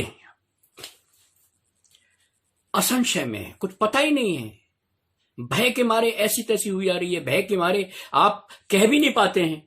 तो भय जो है, भय के वशीभूत होकर जब आप कोई बात नहीं कह पाते, तब भी आप असत्य बोलते हैं। तो संसार तो सारा असत्य का हिस्सा हो गया, कुछ ऐसा लगता है। कुछ है, कुछ कहते। अब मन वचन का है तो बहुत बड़ी चीज है। मन में तो मैं तो घुसा नहीं, क्योंकि अब करेगा मनोविज्ञानी निर्णय करेगा, करा आपने झूठ। जैसे लाई डिटेक्टर होता है ना, लाई डिटेक्टर तो, लेकिन लाई डिटेक्टर कोई अंतिम नहीं है अभी, इसलिए उस पर बहुत बड़ी बात नहीं होती। वो लाई डिटेक्टर है। चूंकि झूठ बोलते वक्त या अपने मन वचन का से जब कोई बात आप करते हैं तो उसमें कुछ स्पंदन होता है, कुछ प्रदेश हिलते हैं। चूंकि आत्मा तो बहुत शुद्ध है, तो उसके शुद्ध प्रदेश कुछ हलते हैं। अब वो मूवमेंट जो है वो ला रहे हैं, वो लाई डिटेक्टर के रूप में आ रहा है। ठीक है, प्रामाणिक नहीं है अभी, क्योंकि आत्मा ही जब प्रामाणिक आप नहीं कर पा रहे, जब आत्मा पे नक्की आप उस पर ठहर ही नहीं पा रहे, तो उसको प्रामाणिक कैसे करेंगे आप? जब आप ये नहीं मान रहे कि आत्म प्रदेश कितने हैं और आत्म प्रदेशों का ये मामला है, तो फिर उस पर खोज कैसे हो जाएगी आपकी? और फिर जिस भौतिक तरीकों से उसकी खोज कैसे हो जाएगी? उसकी प्रयोगशाला तो अंतर की है, वो मेरे पास नहीं है, तुम्हारे पास नहीं है। तभी तो उन्होंने कहा मन परे ज्ञानी है, यह ज्ञानी है, केवल ज्ञानी है। चूंकि ज्ञान से ही चीजें तय होंगी, ज्ञान के आयाम में तय होंगी, ज्ञान के आकार में तय होंगी। इसके अलावा तो कुछ हो नहीं, इसके अलावा कुछ है ही नहीं। चूंकि जो अंत में आप सब कुछ जान लेंगे, सब कुछ जान लेंगे, समुद्र की गहराई नाप लेंगे, पृथ्वी की गहराई नाप लेंगे, पाताल लोक तक पहुंच जाएंगे, चंद्रमा तक भी तो पहुंच जाएंगे। एक प्रश्न खड़ा रह जाएगा कि जाननहार कौन है, कौन जानता है? और यही सत्य। और ये आचार्य चिल्ला चिल्ला के कह रहे थे, बड़े करुणा भाव से कह रहे थे, और कभी कभी नाराज होकर भी कह रहे थे। कभी कभी हमारे मुंह से जैसे निकल जाता है ना, तो उनके मुंह से भी निकलता है मूढ़। अरे मूर्ख समझ, मूर्ख समझ, तुझे क्या हो गया है? बड़े वात्सल्य भाव से, करुणा भाव से, जैसे हम लोगों के मुंह से भी कभी कभी चीजें निकल जाती हैं अपने बच्चों के लिए, या वैसे ही जनरल भाषा। तो वो कहते थे, वो चिल्ला चिल्ला के कहते थे कि भैया ऐसी बात नहीं है, ये है, समझने की कोशिश कर रहा। बहुत समझाते थे। तो आज की क्या पोजीशन है? क्या समझाया आपने? एक विद्वान अक्सर अपनी, कोई आलोचना मत समझ लेना, लेकिन सच कहने की थोड़ा है, सब बोलना चाहिए, सच बात कहनी चाहिए, सच बात कहनी चाहिए। एक विद्वान अपनी सभा में अक्सर कहते हैं कि मैंने कुछ नहीं किया अपनी जिंदगी में, लेकिन 700 विद्वान मैंने तैयार, उन्होंने आश्रम खोल रखा है, कोई बात नहीं, यूनिवर्सिटी ने मान्यता दे दी, वो ग्रांट होती होगी, समझ वो आते होंगे, आजकल चल रहा है, कुछ नहीं। लेकिन उनके शिष्य ज्यादातर क्या कर रहे हैं? आप तो कहते हैं कि द्रव्यानुभूति की आत्मानुभूति की बात कर रहे हैं, लेकिन ज्यादातर क्या कर रहे हैं? गारंटी के साथ कह रहा हूं मैं, अगर 700 विद्वान तैयार कर रहे हैं तो 600 विद्वानों की गारंटी मैं देता हूं, जिनको आप विद्वान कह रहे हैं। ब्याह शादी करा देंगे, गृह प्रवेश करा देंगे, हवन करा देंगे। और दिक्कत तो यह है कि सबके आगे डॉक्टरेट लिखा हुआ है, तो मुझे डॉक्टर से कोई आपत्ति नहीं है, क्योंकि डॉक्टर तो अब सूरदास जन्म के अंधे थे या बाद में अंधे हुए, इस पे भी डॉक्टरेट है, तो क्या करोगे आप इसका? जब शिक्षा की व्यवस्था ही ऐसी हो गई कि यूनिवर्सिटी ने मान्यता दे दी, एक गाइड को आपने जो है ना खुश कर दिया, हो जाता है खुश आदमी, कोई दिक्कत नहीं है, छोटे मोटे लालच में भी हो जाता है, आपको खुशामद से भी हो जाता है। विषय भी उसी ने दे दिया कि सूरदास जन्म के अंधे थे, मैं उदाहरण दे रहा हूं, कुछ और बात मत समझ लेना, कि सूरदास जन्म के अंधे थे या बाद में अंधे हुए। अब इस पर रिसर्च चल रही है, शोध चल रहा है, सरकार की स्कॉलरशिप मिल रही है, और वही गाइड है जो खुद अंधा है, तो उसने दे दी डॉक्टरेट की डिग्री, तो डॉक्टरेट मिल गई। तो आप इस पर फख्र करेंगे क्या? इस पर अभिमान करेंगे? असत्य नहीं है क्या ये बात? पीएचडी किसको कहते हैं बताइए आप? अंग्रेजी सभ्यता में कहा है ना पीएचडी तो शब्द, डॉक्टरेट शब्द क्यों लिखते हैं डॉक्टरेट? जब आप मिलिट्री संस्कृति से कहते हैं कि ये है वो है, फिर भी डॉक्टरेट बड़ी शान से लिखते हैं। मेरे पास एक 8वीं पास लड़का आया, आदमी आया, अब वो मंदिरों में पूजा वूजा कराता रहता है, पैसे भी होंगे उसके पास, तो वो मेरे से कहने लगे कि सभी डॉक्टरेट की डिग्री कैसे? किसी ने बता दिया कि चले जाना, शायद वो कुछ तरकीब बता दें। कहा विद्वान है? हाँ जी। तो फिर मैंने कहा फिर आपको जरूरत है डॉक्टर लिखने की? और आप सबको जानते ही है, और डॉक्टर चाहते हैं कि उसको ज्ञान फिलोसफी पे। अच्छी बात है। तो मैंने उनको, तुम्हारे पैसे हैं कि ना? हाँ जी। तो मैंने कहा ऐसा है, कुछ यूनिवर्सिटीज की लिस्ट दे देता हूँ। मैंने भी झूठ बोला, लेकिन उनका बात बता रहा हूँ मैं आपको। मैंने कहा कुछ यूनिवर्सिटीज की लिस्ट देता हूँ, आपको उसके वाइस चांसलर को जाके इतने रुपए दे देना, वो आपको एक सभा में बुलाएगा और डॉक्टरेट की उपाधि पकड़ा देगा। लेकिन उसका कोई टेक्निकल टर्म नहीं होगा, मतलब आप किसी एकेडमिक में जाना चाहें तो नहीं जा सकते, लेकिन दे देगा। लंदन में मिलती हैं यूनिवर्सिटी, इस तरह भी मिल जाती हैं, वो वास्तव में मिलती हैं। चूंकि उस वक्त क्या था कि अंग्रेजों की वो व्यवस्था थी कि अगर उन्होंने ये समझ लिया कि ये वाकई काबिल आदमी है तो उसको डॉक्टरेट दे देते थे। यूनिवर्सिटीज में ऐसा प्रावधान है। लेकिन आज की पोजीशन दूसरी है। अब कोई विषय है भैया कि कबीरदास मुसलमान थे या हिंदू थे, ये कोई विषय है? डॉक्टरेट मिले, और डॉक्टरेट के लिए तो उपयुक्त विषय नहीं है, लेकिन ऐसी गाइड और ऐसी डॉक्टरेट करने वाले परीक्षार्थी, क्या करोगे आप? तो यह सत्य नहीं है। धर्म के क्षेत्र में, शिक्षा के क्षेत्र में, सब जगह असत्य का ही अगर बोलबाला है, बड़ी मुश्किल है। दान के 4 प्रकार हैं। उत्तम त्याग में आता है भैया, बड़ी विचित्र बात है, उत्तम त्याग में आता है। निर्ग्रंथ की भाषा तो नहीं हो सकती, बिल्कुल नहीं हो सकती, जोड़ दिया होगा आपने। षडावश्यकों में आता है, कोई बात नहीं, लेकिन उत्तम त्याग में आने की क्या आवश्यकता है? कि आहार दान दे दिया, औषधि दान दे दिया, शास्त्र दान दे दिया, अरे बड़े कुंदचार लिख के तूने चपा दिया, क्या दान दे दिया? बता कंटेंट किसकी है इसमें? इसमें कलेवर किसका है? तो मैं ये चर्चा इसलिए कर रहा हूं कि वो लोग जो उत्तम सत्य की चर्चा करते हैं और रोज करते हैं और बहुत सुंदर तरीके से, आकर्षक तरीके से करते हैं, जरा झांक के देखें ना। 700 विद्वान तैयार किए, 600 विद्वान तो यही कर रहे हैं। देवता तो एक ही था मेरे पास, मैं तो अरहंत की शरण में जाना चाहता था और सिद्ध की शरण में जाना चाहता था। केवली का पंडित तो धर्म ये नहीं कि 9 देवता हैं, 9 देवता हैं, ऐसा है नहीं। लेकिन तमाम लोग शांति विधान, और अब तो और बहुत उच्च कोटि के लोग हैं, वो कहते हैं समय सार विधान। बड़े अच्छा, ठीक है, कुछ होगा। तो ये जो मामला है ये असत्य नहीं है तो सत्य है। आप चिरवाणी के साथ पे अगर असत्य कर सकते हैं, बहुत व्यवहार की बात कर रहा हूं, आत्मा तक पहुंचने की बात तो बहुत लंबी चौड़ी है, हम 10 धर्मों में निभा लेते हैं इस बात को, लेकिन ये तो साधना का विषय है, क्रिया का विषय है ही नहीं। नहीं है, क्रिया का विषय नहीं है, तो साधना का, मनन का विषय है, स्थापित होने का विषय है। मैं तो पूजा के माध्यम से भी समझाने की कोशिश करूँ, जैन दर्शन को खंडित मत कर देना। अज्ञान क्या है? हमारे यहाँ एक महिला घंटे 2 घंटे पूजा करती थी, ये भी पूजा, ये भी नहीं छूट जा, वो परिक्रय का भाव होता है, ये भी नहीं छूट जा, वो ये लोभ का भाव भी है, बता देता हूँ मैं। एक ही पूजा से काम चल सकता है, बशर्ते कर भाव से सम्मिश्रित कर दो। एक देवशास्त्र गुरु की पूजा अगर आप ठीक से उनके द्वारा रचित, जो कोटा द्वारा जुगल किशोर जी है, उनके द्वारा रचित जो पूजा है, केवल आप उसको पढ़ने में, उन लोगों की बात कर रहा हूँ जो थोड़े से ऊंचे उठ गए हैं विज्ञान के क्षेत्र में, ज्ञान के क्षेत्र में, वो अगर पढ़ लें तो जैन दर्शन पूरा समझ में आ जाए। एक पूजा पर्याप्त है, उससे मुक्ति नहीं मिलेगी आपको। मतलब वो भी आप गुनगुनाते रहेंगे तो भी आपको लगेगा हाँ कुछ मैंने पढ़ा, कुछ समझा। लेकिन ज्यादातर क्या, वो कोई कहने सुनने वाला नहीं कहेगा। हम क्यों कहें भाई, समाज में इस तरह की वो पैदा होगी, जो चल रहा है चलने दो। जो आदमी ये कहता है कि मैं विद्वान भी हूं, मैं इसको चला भी, कल मैंने एक कहानी सुनाई थी ना कि मुस्लिम फकीर को शराबी ने कहा कि तुम लुढ़क गए, अगर तुम बेहोश हो गए तो समाज बेहोश हो जाएगा, और समाज को बेहोश करने का काम ये विद्वान कर रहे हैं। क्या कर रहे हैं कि मैंने 600 विद्वान 700 विद्वान तैयार, सारे तो नव देवता की पूजा करा रहे हैं। 2-4 की बात मैं करता नहीं, जो पाए दावे किसी डॉक्टरेट भी उन्होंने किया कि इसका व्यक्तित्व उसका कृतित्व, ये डॉक्टरेट है उनकी, ये शोध है। कमाल है यार, कोई शोध है? कोई तात्विक विषय ऐसा नहीं है जिस पर शोध किया उन्होंने ना। उतार के लिख दिया होगा कहीं से, उद्धरण दे दिए होंगे, बड़ी किताब बना दी होगी, मोटी बना दी होगी, पढ़ता तो कोई है नहीं। रामधारी सिंह दिनकर ने किताब लिखी, भारतीय संस्कृति के 4 अध्याय, अच्छी किताब है। उसमें आपको इतिहास भी मिले। मैं तो ऐसा स्तुति परक नहीं है कि भाई संस्कृति और कह दिया है मेरी सुनना, उन्होंने बड़े शोध के साथ लिखी होगी, बहुत सा पढ़ा लिखा होगा, ये बात जाहिर है। और उसकी जो भूमिका लिखी थी वो जवाहरलाल नेहरू ने लिखी थी।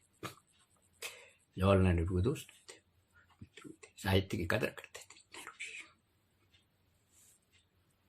तो उन्होंने लिखा कि वो तो सब ठीक है, लेकिन भारतीय संस्कृति में एक बात मुझे समझ में नहीं आई कि कितनी ऊंची ऊंची बातें हैं, हम तो उनकी व्याख्या भी नहीं कर सकते, बहुत ऊंची ऊंची बातें हैं। और जो फॉरवर्डिंग करते हैं, जो प्रार्थना लिखते हैं, जो फॉरवर्ड करते हैं, अच्छे जो फॉरवर्ड करने वाले लोग हैं वो पढ़ते हैं किताब, पढ़ी होगी 2 महीने में, 2 महीने में। तो उन्होंने कहा कि संस्कृति का तो जवाब नहीं, भारतीय संस्कृति का कोई शक नहीं है इसमें, लेकिन जब आचरण पर बात आती है तो मुझे बड़ा डाउट होता है, मुझे बड़ा संदेह होता है।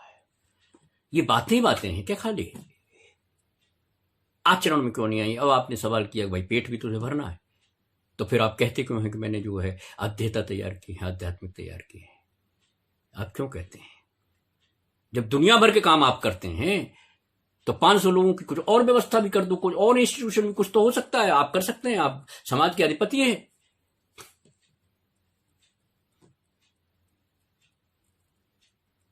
बहुत असत्य बोलते हैं। बुलाया बच्चे को, इधर आओ जरा, समय सार पढ़ा है, हाँ जी जानते हो, हाँ जी, लेकिन 5वीं गाथा सुनाओ, उसने सुना दी। उसके बाद कहा कि भाई उसकी उस अधिकार की सर्वशुद्धि विशुद्ध अधिकार है, उसकी एक गाथा सुनाओ, सुना दी।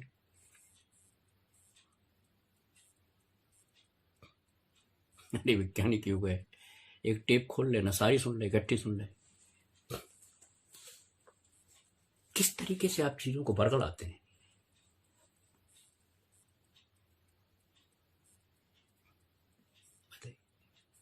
और ये वो लोग कहते हैं जो समाज को दिशा देते हैं, तत्वदर्शी हैं, तत्ववेत्ता हैं।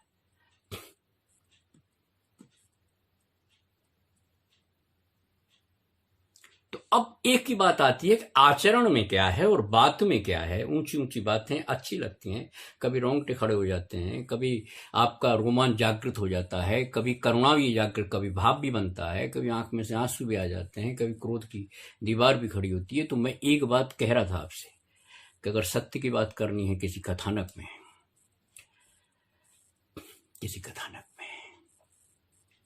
तो महाभारत में कर्ण से बड़ा कोई सत्यवादी हुआ ही नहीं। वादी से मतलब वचन से, और वो व्यवहार से भी, जो उसने कह दिया वो कह दिया।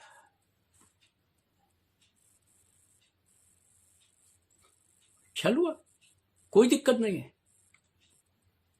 एक पर्याय जाएगी, चली जाएगी, लेकिन मैंने जो बात कही है वो पूरी करूंगा, उसमें कोई छल नहीं करूंगा, और मैं कोई एहसान नहीं करूंगा। इसलिए नहीं करूंगा कि मैंने तो वचन दिया है भाई, बात खत्म हो गई। उसने कभी ऐसा भी नहीं सोचा होगा कि मेरा नाम दर्ज होगा इतिहास में, कभी। बहुत कम लोग हैं, कर्ण पर लिखा है, वैसे लोगों ने बहुत लिखा है।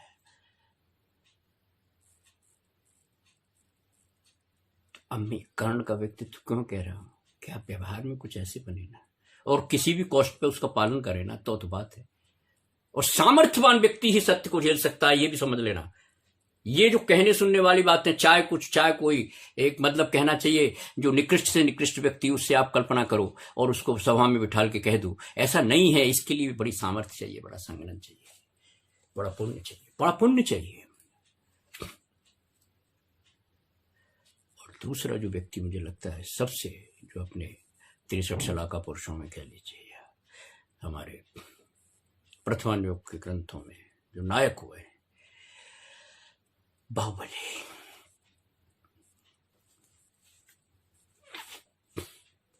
गजब के आदमी थे। नई दृष्टि का अगर विस्तार किया, विकास किया, तो उस व्यक्ति ने किया। उसने कहा क्यों लड़ते हो भैया, ये सेना मरे, क्या फायदा। फिर बाद में कहता फिर होगे कि हमारे प्रधानमंत्री की तरह के इस बुए बलिदान व्यर्थ नहीं जाएगा, ये व्यर्थ का मायाचार क्यों करते हो, चलो आपस में लड़ लेते हैं ना, देख लेते हैं। और बाहुबली को पता था, बताता हूँ, बाहुबली को मालूम था, लेकिन उन्होंने कहा कोई बात ऐसी ना हो जाए जिससे हिंसा का आरोप लगे मेरे ऊपर, या कुछ और आरोप लगे। तो उन्होंने क्या कहा पता है? सबसे पहले कहा चलो दृष्टि युद्ध कर लेते हैं, इस आंख की बड़ी विशेषता है, बड़ी विशेषता है, ये संवेदनशील है। आपके मन में अगर कोई कुभाव है, विभाव है, या द्वेष है, ईर्ष्या है, या आप झूठे हैं, आप यूं मान लीजिए, आप आंख नहीं मिला सकते, पक्की बात, मिला नहीं सकते आप। इधर करोगे उधर करोगे, आजकल तो जो माफियाज होते हैं ना, वो हरा चश्मा लगाते हैं, आंख नहीं मिला सकते वो, चाहे वो कितने भी बलशाली या जो कुछ भी उनका साम्राज्य या गैर साम्राज्य रहा हो, वो सवाल नहीं है। सवाल सिर्फ इतना है कि वो आंख नहीं मिला सकते। बाहुबली ने कहा कि चलो मिला लेते हैं, तो उन्होंने 3 युद्ध रखे, दृष्टि युद्ध, जल युद्ध और मल्ल युद्ध। गजब की बात थी अपने आप में, ये बड़ा ऐसा लगता है जैसे युद्ध हुआ हो, युद्ध हुआ ही नहीं, कमाल की बात है। और उन्होंने साबित कर दिया कि तू चल विजेता। हार गए थे भरत, क्यों चक्र छोड़ना पड़ा, क्यों चक्र छोड़ना पड़ा, हार गए थे वो सत्य पर नहीं थे, पक्की बात। बाप ने दिया था उनको पोदनपुर का राज, पिताजी ने दिया था। तुम्हारे चक्रवर्ती बनने की लालसा में तुम किसी का राज्य छीन लोगे, और अगर छीनने का यही रिवाज है कि युद्ध करके छीनेंगे, तो चलो कर लेते। 2 बातें साबित की उन्होंने कहा बगैर हिंसा के भी युद्ध जीता जा सकता है। तो उन्होंने दृष्टि युद्ध किया, बहुत निगाह नहीं मिला पाए, नहीं मिला पाए। ये पोदनपुर जिसको कहते हैं ना, वो आजकल पाकिस्तान में चला गया है, नहीं निगाह पान पाए, मिलाने का सवाल ही नहीं था, हार गए। फिर उन्होंने कहा एक युद्ध और करते हैं, तो उनका जल युद्ध। और जल युद्ध क्यों रखा था? ये बाहुबली की चॉइस थी, भारत की चॉइस नहीं थी। भारत हार जाते, हार गए थे। जल में, पानी में जो प्रहार होता है ना, उसका कम प्रभाव होता है। बाहुबली को अच्छी तरह पता था कि ये अपने अहंकार, बाहुबली को कहा जाता है ना अहंकार, तो लेकिन क्यों कहा, कैसे कहा, वो अलग बात है, वो शल्य की बात बाद में करेंगे। लेकिन बाहुबली ने कहा आप जी के अहंकार में इस पर अगर कोई प्रहार पड़ गया, करुणा का भाव था। उन्होंने कहा जल युद्ध करते हैं, भाई युद्ध ही तो करना है। बाहुबली को तो पता था अंत में तो यही कहूंगा कि तू जीत गया, बात खत्म हो गई, यार मुझे तो राज्य छोड़ना है, चक्रवर्ती तू पद संभाल। और जब भरत गए चक्रवर्ती लिखने के लिए पट्टिका पर, तो वहां जगह काली नहीं थी। क्या कमाल की बात है। अरे जैन दर्शन की शलाका पुरुषों की जो कहानियां हैं, बड़ी विचित्र हैं। साधारणतः आप समझ ले वो दृष्टि युद्ध में वो जीत गया, लेकिन इसके पीछे क्या था? आंख नहीं मिला पाएंगे आप सत्य के साथ, ये बात बिल्कुल सच है। कभी मिला के देख लेना। कभी आपके परिवार में कोई झगड़ा हो जाए तो एक काम करना है कि चलो आंख मिला के बात करते हैं। उनका दृष्टि युद्ध, हार गए भारत। मन में दोगलापन था, हार गए। सच नहीं था उनके मन में, वो जानते थे कि मैं गलत कर रहा हूं, आंख नहीं मिला पाए। और जल युद्ध किया तो उसने प्रहार की जो ताकत है, जो स्ट्रेंथ है, वो जल में कम पड़ती है, और बाहुबली को पता था गड़बड़ हो जाएगी। भरत हार, उसमें भी हार गए यार। फिर किसी ने कहा होगा मल्ल युद्ध, बड़े संभाल के बार किए उन्होंने। भाई है, दूसरी माँ का, लेकिन पुत्र पिता तो एक ही है। 63 साल का पुरुषों में जिसने 80 मसी कृषि की तालीम दी, वो व्यक्तित्व जिसको हम ऋषि देव कहते हैं, भगवान कहते हैं, भगवान को, उन्हीं की संतान है। मेरा भाई है, बड़ा भाई है, अग्रज, बड़ी सावधानी से। और उस सावधानी के बाद भी मल्ल युद्ध में भरत हार जाते हैं, तीनों युद्ध हार गए। और हार की प्रतिक्रिया क्या होती है मालूम है आपको? हार की प्रतिक्रिया, और बड़ी महफिल में हार की प्रतिक्रिया क्या होती है? हिंसा होती है, चक्र छोड़ देते हैं।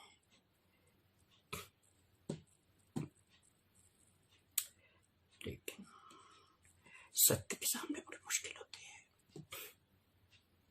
असत्य कितना भी ताकतवर हो, मैं ये द्रव्यार्थ की ये बात नहीं करता कौन मर गया कौन जी गया, उसको छोड़ो आप। लेकिन वो जीत गया, मर के भी जीत गया, चक्र छोड़ा, चक्र वापस आ गया। बाहुबली के दिमाग तब तक कितना परिष्कृत होता, कितना परमार्जित हो रहा था, कितना त्याग की तरफ जा रहा होगा। बताइए, इन तमाम विडंबनाओं के बीच में बाहुबली ने मानसिक तैयारी की। उसने कहा छोड़ना यार, तू जीत गया। तुम अंतिम भाई को मारने की कोशिश की ना, क्या है ये जमीन,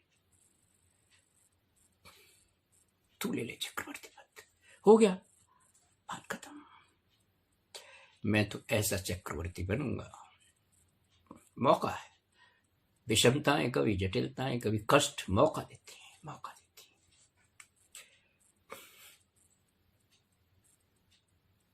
तो कभी कोई विषम परिस्थिति आ जाए तो मैं ये नहीं कहता कि आप बैरागी, अपना मन सुधार सकते हैं कि क्या है यार, छोड़ना, मौका मिल जाता है।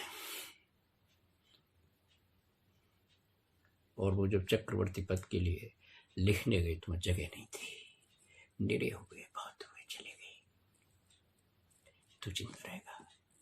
तो ये सारा असत्य का व्यवहार फिर क्यों?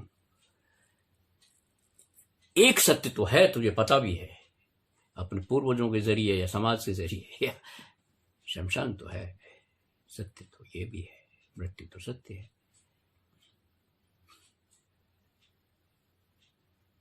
अगर तू सत्य का निर्णय भी, सत्य तो एक ही है, वो तू, तेरी आत्मा है बस, और कुछ नहीं है, सब नाशवान है, सब नश्वर है। अब उसके पीछे तू सत्य को दाव पर लगाते है, अपने आत्म के स्वभाव को दाव पर लगाते, तो धिक्कार तो तुझे है ही पक्का। धिक्कार किसी और से नहीं होती है, धिक्कार आत्मा से होती है, अपने से। क्या करता रहा मैं, क्या किया मैंने? भावुकता नहीं है ये कोई जज्बात नहीं है, लेकिन जो भव्य लोग होते हैं ना, जिनके चित्त में कुटिलता वक्रता कम होती है ना, वो बहुत जल्दी रियलाइज करते हैं।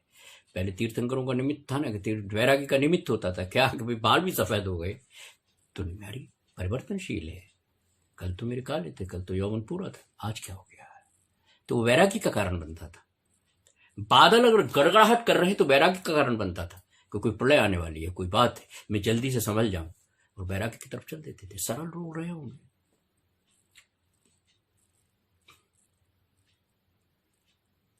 तो सत्य जो है, जैसे कभी कभी कहते हैं सत्य कितना भी पराजित हो जाए, सत्य कभी पहली बात तो पराजित होता नहीं,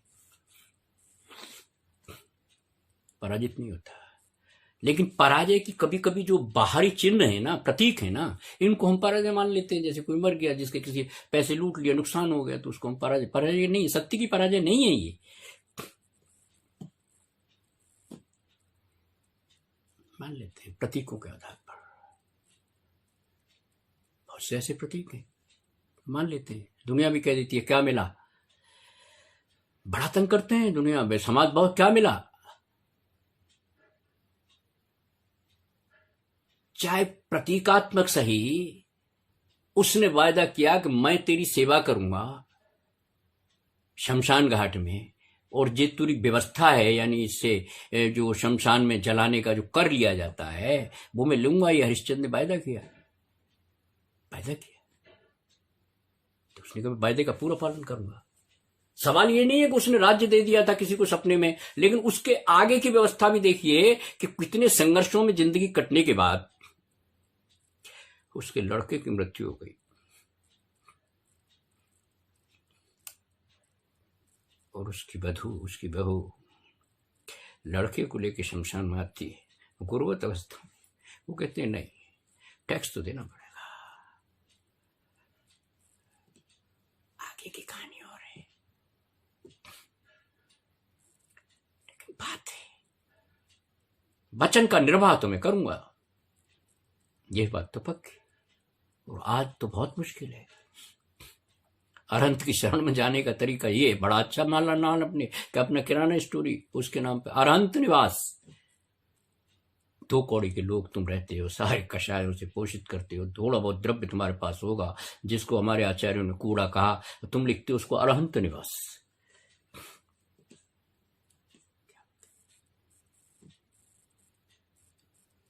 मैं एक परिवार, महा अज्ञानी महा अल्लड़ एक परिवार है, उसके मकान के आगे ले ज्ञान निवास, ज्ञान कुंज, सॉरी।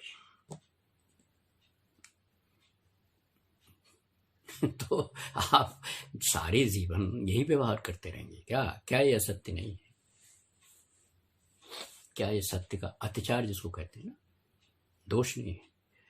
उनको तो बख्शूं मैं। एक सज्जन आध्यात्मिक पुरुष कहलाने लगे। उनकी जितनी भी 6 संतानें हुई वो कितनी आध्यात्मिक, वो तो अलग कहानी है, लेकिन उनके सारे नाम पता है क्या है? चैतन्य, श्रद्धा, प्रज्ञा, अनंत। आप कह सकते हैं कि आप क्यों पीछे पड़ गए। मैं इसलिए बात कर रहा हूं कि भैया असत्य असत्य है सब जगह। मेरा कोई भी वायदा मन से या वचन से, काय से कभी मैं पूरा कर ही नहीं पाता, बल्कि एक बात और करता हूं, उसके साथ भी छल छद्म करके एक मुलम्मा चढ़ा देता हूं ताकि दुनिया ही समझे कि मैं सत्य की बात कर रहा हूं। सत्य है ही नहीं आपके पास। असत्य तो केवल एक है, केवल एक है, और वो है तेरा ज्ञायक स्वभाव, तेरा गुण, वही सत्य है। और सत्य में सत्य विलीन है। उसके लिए कोई एडिशनल बात की जरूरत ही नहीं है कि भाई साहब नहीं ऐसे करोगे तो सत्य है। क्रियाओं में कहीं कोई सत्य है ही नहीं। वो तो एक आदर्श व्यवस्था हो सकती है संसार की, क्रिया में कहां से सत्य हो जाएगा बताओ आप। पूजा की थाली में जब आप कहते हैं, मुंह से तो बोलते हो ना, अक्षतान रप्पा में थे, अक्षय पद प्राप्त है, ऐसे ही कहते हो ना। कितना झूठ बोलते हैं आप, है? कितना झूठ बोलते हो। काम बाण विध्वंसनार्थ आप कहते हो ना, अनर्घ पद प्राप्त है, ही कहते हो ना। सुबह से झूठ बोलते हैं और सच के नाम पर बोलते हैं।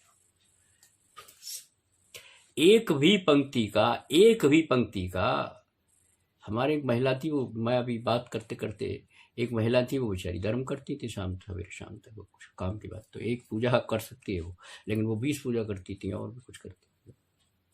अच्छी महिला थी, सरल रही हूँ। पार्श्वनाथ की पूजा जरूर करती थी, लेकिन चूंकि समाज में कुछ ऐसा व्याप्त है कि पार्श्वनाथ की पूजा करोगे तो धन धान्य मिलता है, कुछ इस तरह शायद उनकी धरणेन्द्र पद्मावती कुछ कर करा देते हैं, चूंकि उनके वो शिष्य हैं, कुछ इस तरह की मान्यता है, मिथ है, और इन मिथ को काटना बहुत मुश्किल हो जाता है। आप कुछ कहेंगे तो उनके पास एक जवाब है, जो बहुत अच्छे भी लोग हैं, सरल लोग हैं, वो कहते हैं भाई साहब इसको मानने में क्या नुकसान है। अरे मानने में ही नुकसान है, जान तो जीवन नहीं पाएगा, मानने में ही नुकसान है। तो उपासना की पूजा करती थी। फायदा है, ये भी एक मिथ है कि अपने पति का नाम नहीं लेना चाहिए। कुछ जगह है पति का नाम नहीं लेना चाहिए, शायद बुंदेलखंड में भी है, शायद इधर भी है, कहीं वेस्टर्न यूपी में ऐसी व्यवस्था है, पति का नाम नहीं लेना चाहिए। ठीक है, हम भी सुनते थे। तो भगवान पार्श्वनाथ की पूजा में उनके पति का नाम बाई द वे पारस था। देखो नुकसान कहां होता है। पारस जैन नाम रहा होगा या पारस कुमार, जो भी रहा होगा, पारस था, बाल बच्चेदार थी वो। तो उसमें आता है ना, पार्श्वनाथ देव से आपकी करुण सदा, दीजिए निवास मोक्ष भूलिए नहीं कदा, ये कहते हैं ना। बड़ा सरल निवेदन है कि तू भूल मत जाइयो, मुझे मोक्ष तू दे दे। चल वो तो कोई बात नहीं, लेकिन पति का नाम लेना नहीं। तो वो क्या पूजा में बोलती थी, मुन्ना के बाबू देव से, मुन्ना उनके बच्चे का नाम रहा होगा।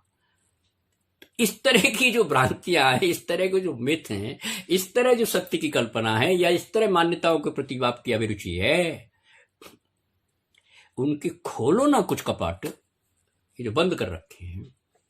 और ये विद्वानों का भी दायित्व है। कोई भी नहीं बोलता था, मैं तो उनको देता 10-20 साल से यही बोलती थी, मुन्ना के बाबू देव से, जब तक मेरी स्मृति रही, मुन्ना के बाबू देव से, कोई बोलने वाला नहीं था।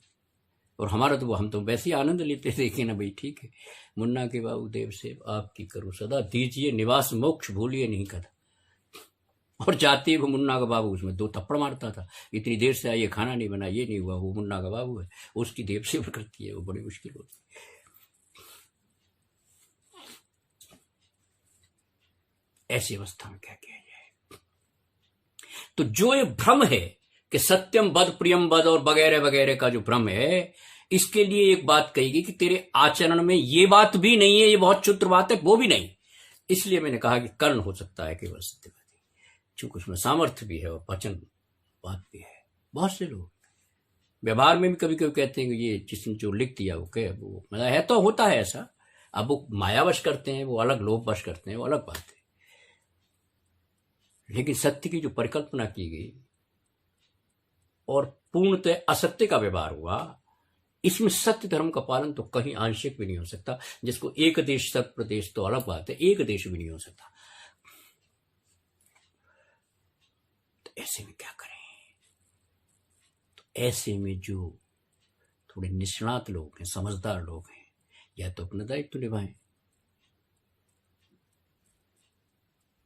देखें जिसको वो ज्ञानवान विद्वान कह रहे हैं या जो तालीम शिक्षा दे रहे हैं, भैया आप एक बात बताइए, ये जितना भी पाठ्यक्रम है ये आपने तय किया है क्या?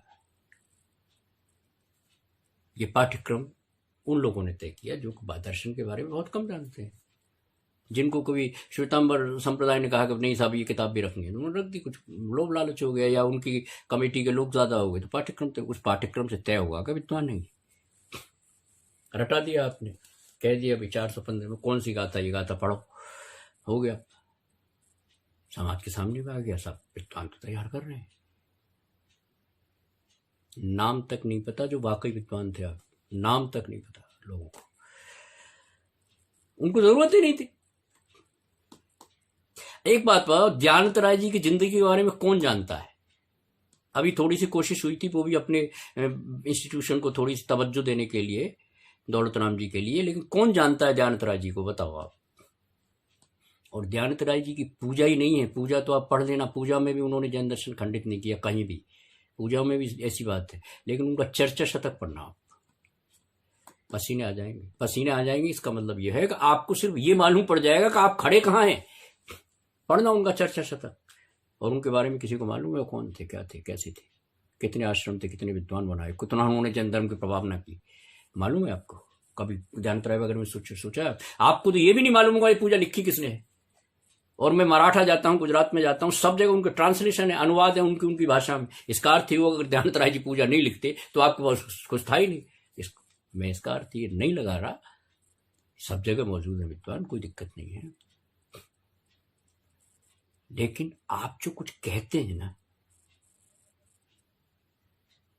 कि मैंने विद्वान तैयार किए, मुझे कभी कभी लगता है कि आपकी तत्व चर्चा बेकार है, मुझे लगता है। क्या कह रहे हैं आप? अगर फिलोसफिकल भी देखा जाए तो तू निमित्त है क्या, बता? फिलोसफिकल भी देखा जाए तो, लेकिन कहेंगे लेकिन चलो व्यवहार में चलता है, तो व्यवहार में भी तो सत्य बोल रहा है क्या? बता, बताओ व्यवहार में क्या सत्य बोल रहे हैं आप? आगे आने वाले जमाने में, आगे आने वाले समय में एक खुशखबरी आपको देता हूं। हो सकता है कि हम चले जाएंगे, हो सकता है हमारे आगे आने वाली पीढ़ी भी चली जाए, कोई फर्क नहीं पड़ता। एक खुशखबरी देता हूं, जैनम जयतु शासनम, बहुत वैज्ञानिक धर्म है ये, जो मनोविज्ञान पर चर्चा होने वाली है, न्यूरोलॉजी पर पूरा साइंस कूदने वाला है। मैं चंद्रयान और सूर्य उसकी मंगलयान की बात नहीं कर रहा, वो तो अलग कहानी है, वो करेंगे करनौन युग की बात जब होगी तो। जैन आचार्यों की एक एक बात सत्य है। आप पढ़ना नहीं चाहते, समझना नहीं चाहते, योग नहीं है आपका, कह लेते हैं कोई बात। आप जब जैन आचार्य को प्रणाम करते हैं, नमन करते हैं, तो क्या आप केवल इसी दृष्टि से करते हैं कि मैंने नमन कर लिया? उनको नमन करने का मतलब यह है कि आप उनको समझने की कोशिश भी करें। भाई आपने चुना है ना, तो सारी दुनिया में नाम कुछ और होगा, काम कुछ और होगा, यह सत्य नहीं है।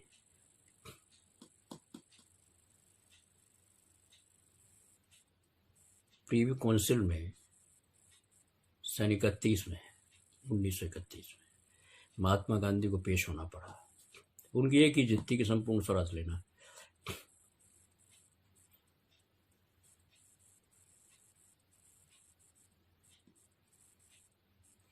प्रीवी काउंसिल में उनको पेश होना पड़ा। काउंसिल गए लंदन में, तो पहले तो उनकी जाने की कुछ शर्तें अलग ही थी कि मैं बकरी लेके जाऊंगा, अपनी इस वेशभूषा में जाऊंगा, टाई नहीं पहनूंगा वगैरह वगैरह। अग्नि ने सब लगभग मान ली। एक रिप्रेजेंटेटिव है, जनता इसके सामने ये हंसता है तो जनता हंसती है, ये रोता है तो जनता रोती है, जनप्रतिनिधि है। कर गया। तो पत्रकार ने पूछा, 24 घंटे प्रीवी काउंसिल में बहस चलती थी, लेकिन वो दृढ़ता इतनी थी, उनकी सत्यता इतनी थी, वो कहते थे, उनका एक डायलॉग हुआ करता था, बड़ा प्रचलित हुआ, you might floor me in debate but you can't remove my faith.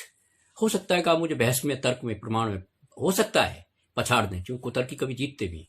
You might floor me means फर्श पे गिरा सकते हो, पछाड़ सकते हो, लेकिन you can't remove my faith. मैं तर्क में जाना नहीं चाहता, मुझे संपूर्ण स्वराज चाहिए, भारत मेरा है और साधन मेरे सत्य और अहिंसा के अलावा कुछ नहीं है। तो किसी ने सवाल किया उनसे कि आपको लोग महात्मा क्यों कहते हैं? तब तक उन्हें महात्मा की कहनावत में आ गई, महात्मा गांधी हो गए, तो महात्मा क्यों कहते हैं? तो उन्होंने कहा मैं सत्य बोलता हूं। यानी इस बात की क्या गारंटी है कि आप सत्य बोलते हैं? तो उन्होंने कहा अगर मैं सत्य न बोलूं तो एक सजा का प्रावधान करता हूं, मुझे सजा नरक नहीं चाहिए। नरक से भी बड़ा सजा है कि भारतीय किसी किसान के घर पैदा हो जाऊं, जहां एक बारी कपड़ा पहनता है आदमी, ताज जिंदगी जब तक पट नहीं जाता तब तक, और सवेरे से शाम तक बैलों की तरह जुटता रहता है। अगर मुझे बड़ी उन्होंने वर्णन किया उसका कि भाई किसान कितना मेरे देश का दुखी है, या आदमी कितना दुखी है, कितना जुल्म कर रहे हैं आप लोग, तो मैं उस किसान के पैदा हूं जो नरक की आत्मा झेल रहा है, ये मेरी सजा मुकर्रर हो। कोई कहने वाला है कि अगर मैं सच न बोलूं जिनवाणी के बारे में तो मुझे ये सजा मिले, कोई कहने वाला हो तो बताओ। ये मैं गांधी की बात कर रहा हूं, बड़ी मामूली सी बात है। सत्य का मैं हमेशा पालन करता रहूंगा, सत्य मेरा भगवान है और सत्य ही भगवान है, ऐसी बात उन्होंने की। और ये अतिशयोक्ति में नहीं की, पढ़े लिखे आदमी की, समझदार आदमी थी, स्टडी की थी। बर्नार्ड शॉ के साथ भी बैठे थे, एनी बेसेंट के साथ भी बैठे थे, थियोसॉफिकल सोसाइटी के मेंबर भी थे। मतलब मेरा कहने का मतलब चिंतन के जो भी क्षेत्र हैं उन क्षेत्रों से वाकिफ थे वो, और वो जानते थे कि मूल संस्कृति मेरी क्या है। तो उन्होंने एक फैसला ले लिया, केवल एक धर्म, 10 धर्मों की जरूरत नहीं, उनका सत्य धर्मों से संभाल हो गए। बहुत सी जगह मुझे कषायों का निस्तारण करना पड़ेगा सत्य की खातिर, बहुत सी जगह मुझे लोभ का निस्तारण करना पड़ेगा सत्य की खातिर, करूंगा। सत्य को उन्होंने अंगीकार किया। और हम, मुश्किल होती है समाज में, थोड़ी मुश्किल होती है, और वो जो इतने व्यवहार में आ गए हैं कि अब मिलना मुश्किल है भाई, अब तो चलना मुश्किल है, इतने व्यवहार में आ गए हैं। तो जिस उत्तम सत्य का वर्णन 10 धर्मों में है वो इस व्यवहारिक सत्य से कुछ अलग है। लेकिन हम अगर व्यवहारिक सत्य का भी पालन करें, अपनी घ्राण इंद्री का, अपनी रसना इंद्री का, अपनी कर्ण इंद्री का सदुपयोग करें, अपनी स्पर्श इंद्री का, तो भी सत्य का पालन कर सकते हैं।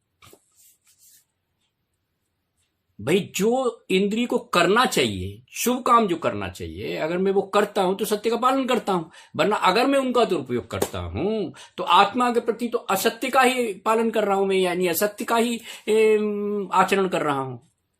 और मेरी जो 10 धर्मों की कहानी है वो तो तुम्हें यहां से ले जाते स्वरूप आचरण तक ले जाने वाली है, यानी उत्तम ब्रह्मचर्य तक ले जाने वाली है। तो उत्तम सत्य की जो चर्चा हम करें तो केवल बद के आधार पर, सत्यम बद, सत्य बोल, असतोमा सदगम है, ये खाली इससे चलने वाला नहीं है। निर्धारण तो करना पड़ेगा ना, उसके लिए आचरण भी करना पड़ेगा। और जो लोग दीपक हैं, प्रकाश हैं, जो कहते हैं कि हम दीपक हैं, प्रकाश हैं, अगर वही अंधेरे के उपासक बन जाएं और अंधेरे को प्रकाश कहने लगे तो कहां सत्य का अनुपालन होगा? तो निर्णय तो करना पड़ेगा भाई, बिटवीन, जिसको बहुत ऊंची भाषा में, आध्यात्मिक भाषा में भेद विज्ञान कहा, स्वर पर का निर्णय करना पड़ेगा ना।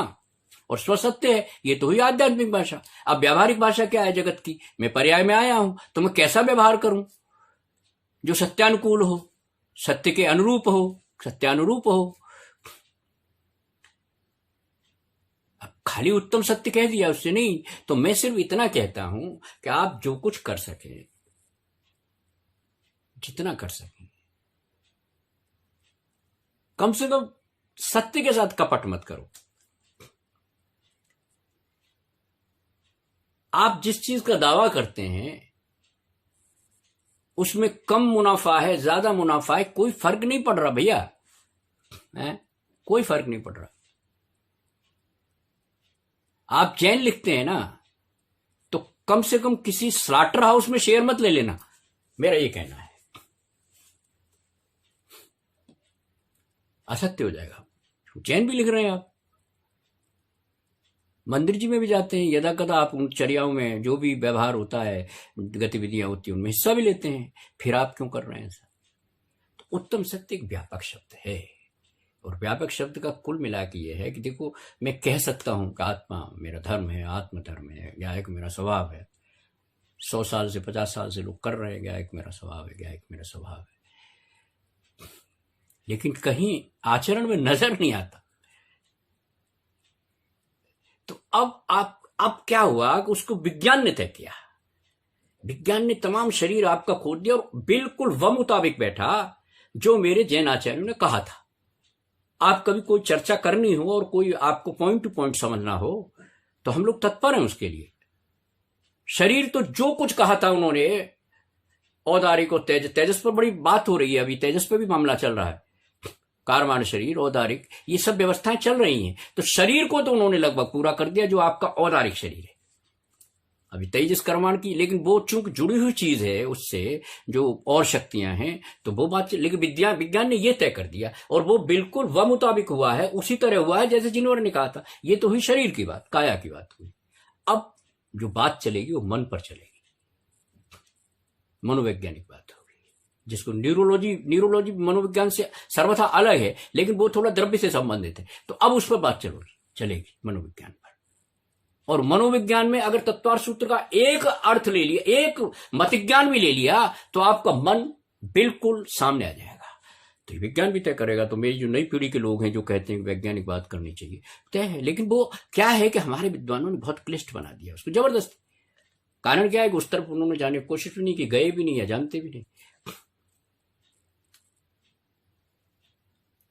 तो ये बातें करना तो उत्तम सत्य, 10 धर्मों का पालन, यार मैं तो 50 साल से लोगों से 40 साल से उत्तम सत्य, उत्तम सत्य, उत्तम तप, उत्तम त्याग, उत्तम आकिंचन, कहीं कोने में भी नहीं गए। तो ये आध्यात्मिक यात्रा है। आध्यात्मिक तरफ सावधानी बहुत सब कुछ है। जनतवो है ना भैया, हे जीव जान, जनतवो समझ के जान। कुछ लग नहीं रहा, तेरे पास ज्ञान है। तो अब मैं सिर्फ इतना कहना चाहता हूं कि देखिए, उत्तम सत्य तो आत्म सत्य, आत्म ही है, धर्म है। लेकिन व्यवहार के क्षेत्र में भी क्योंकि पर्याय का पालन भी अगर पर्याय के अनुकूल हो जाए, यानी मनुष्य पर्याय, तो मेरे मनुष्यता के अनुकूल अगर पर्याय काम करने लगे तो भी कुछ बिगड़ा नहीं है, क्योंकि मैंने कम से कम पर्याय को नष्ट नहीं किया, अपनी मनुष्य पर्याय में मनुष्य पर्याय के मुताबिक काम किया, तो सत्य है वो। और इसके अलावा अगर करेंगे तो घोर असत्य है। सत्य का निर्धारण करते हुए अपनी सवेरे से शाम की गतिविधियां नोट करो और उनमें विभाजन करो कि मैं अब तक क्या करता रहा हूं। क्या कहीं ऐसा तो नहीं मैं झूठ को ही सत्य मानता रहा हूं, बहुत बड़ा समय खो देंगे आप। तो अपनी सवेरे से निजी तौर पे कह रहा हूं, अगर व्यवहारिक सत्य की बात करनी है, आप क्या व्यापार करते हैं, आप किससे बात करते हैं, कहाँ जाते हैं। मान लीजिए आप प्रोफेसर भी हैं तो गलत तो नहीं पढ़ाते। आप मान लीजिए पीएचडी के गाइड भी हैं, तो कहीं ऐसा तो नहीं कि आपने कोई भी खुशामद किसी को भी कुछ कर दिया और पूरी की पूरी शिक्षा व्यवस्था पर। तो ये आपको देखना है कि जो मैं पर्याय में हूं, मनुष्यता के पर्याय में हूं, या कार्य विशेष मुझे दिया गया है, मान लीजिए शिक्षा का काम किया गया है या कोई अन्य काम मुझे कहीं एग्जीक्यूटिव हूं, तो वहां मैं सत्य का पालन करूं, चल जाएगा, अच्छा होगा, बल्कि और अच्छा होगा। आपकी दोनों पर्याय, मनुष्य पर्याय सुधर गई आपकी, क्योंकि आपने अपने कार्य क्षेत्र में भी सत्य का पालन किया। और ये निर्धारण करना कोई बहुत कठिन बात नहीं है, कोई कठिन बात नहीं है कि क्या है। अब आप ये कह दें कि नहीं सब चलता है, आप जानते नहीं हो ये दुनिया है वगैरह वगैरह, तो वो आपका दोष है, हमें कुछ नहीं कहना। उत्तम सत्य तो आत्मा है, लेकिन व्यवहारिक सत्य में भी अगर पारंगत हो जाएं, अपने जीवन की सवेरे से शाम तक की गतिविधियों को नोट करके सत्य के आगोश में लाने का प्रयत्न करें, तो उत्तम सत्य है। उत्तम सत्य धर्मांगाय नमः। उत्तम सत्य।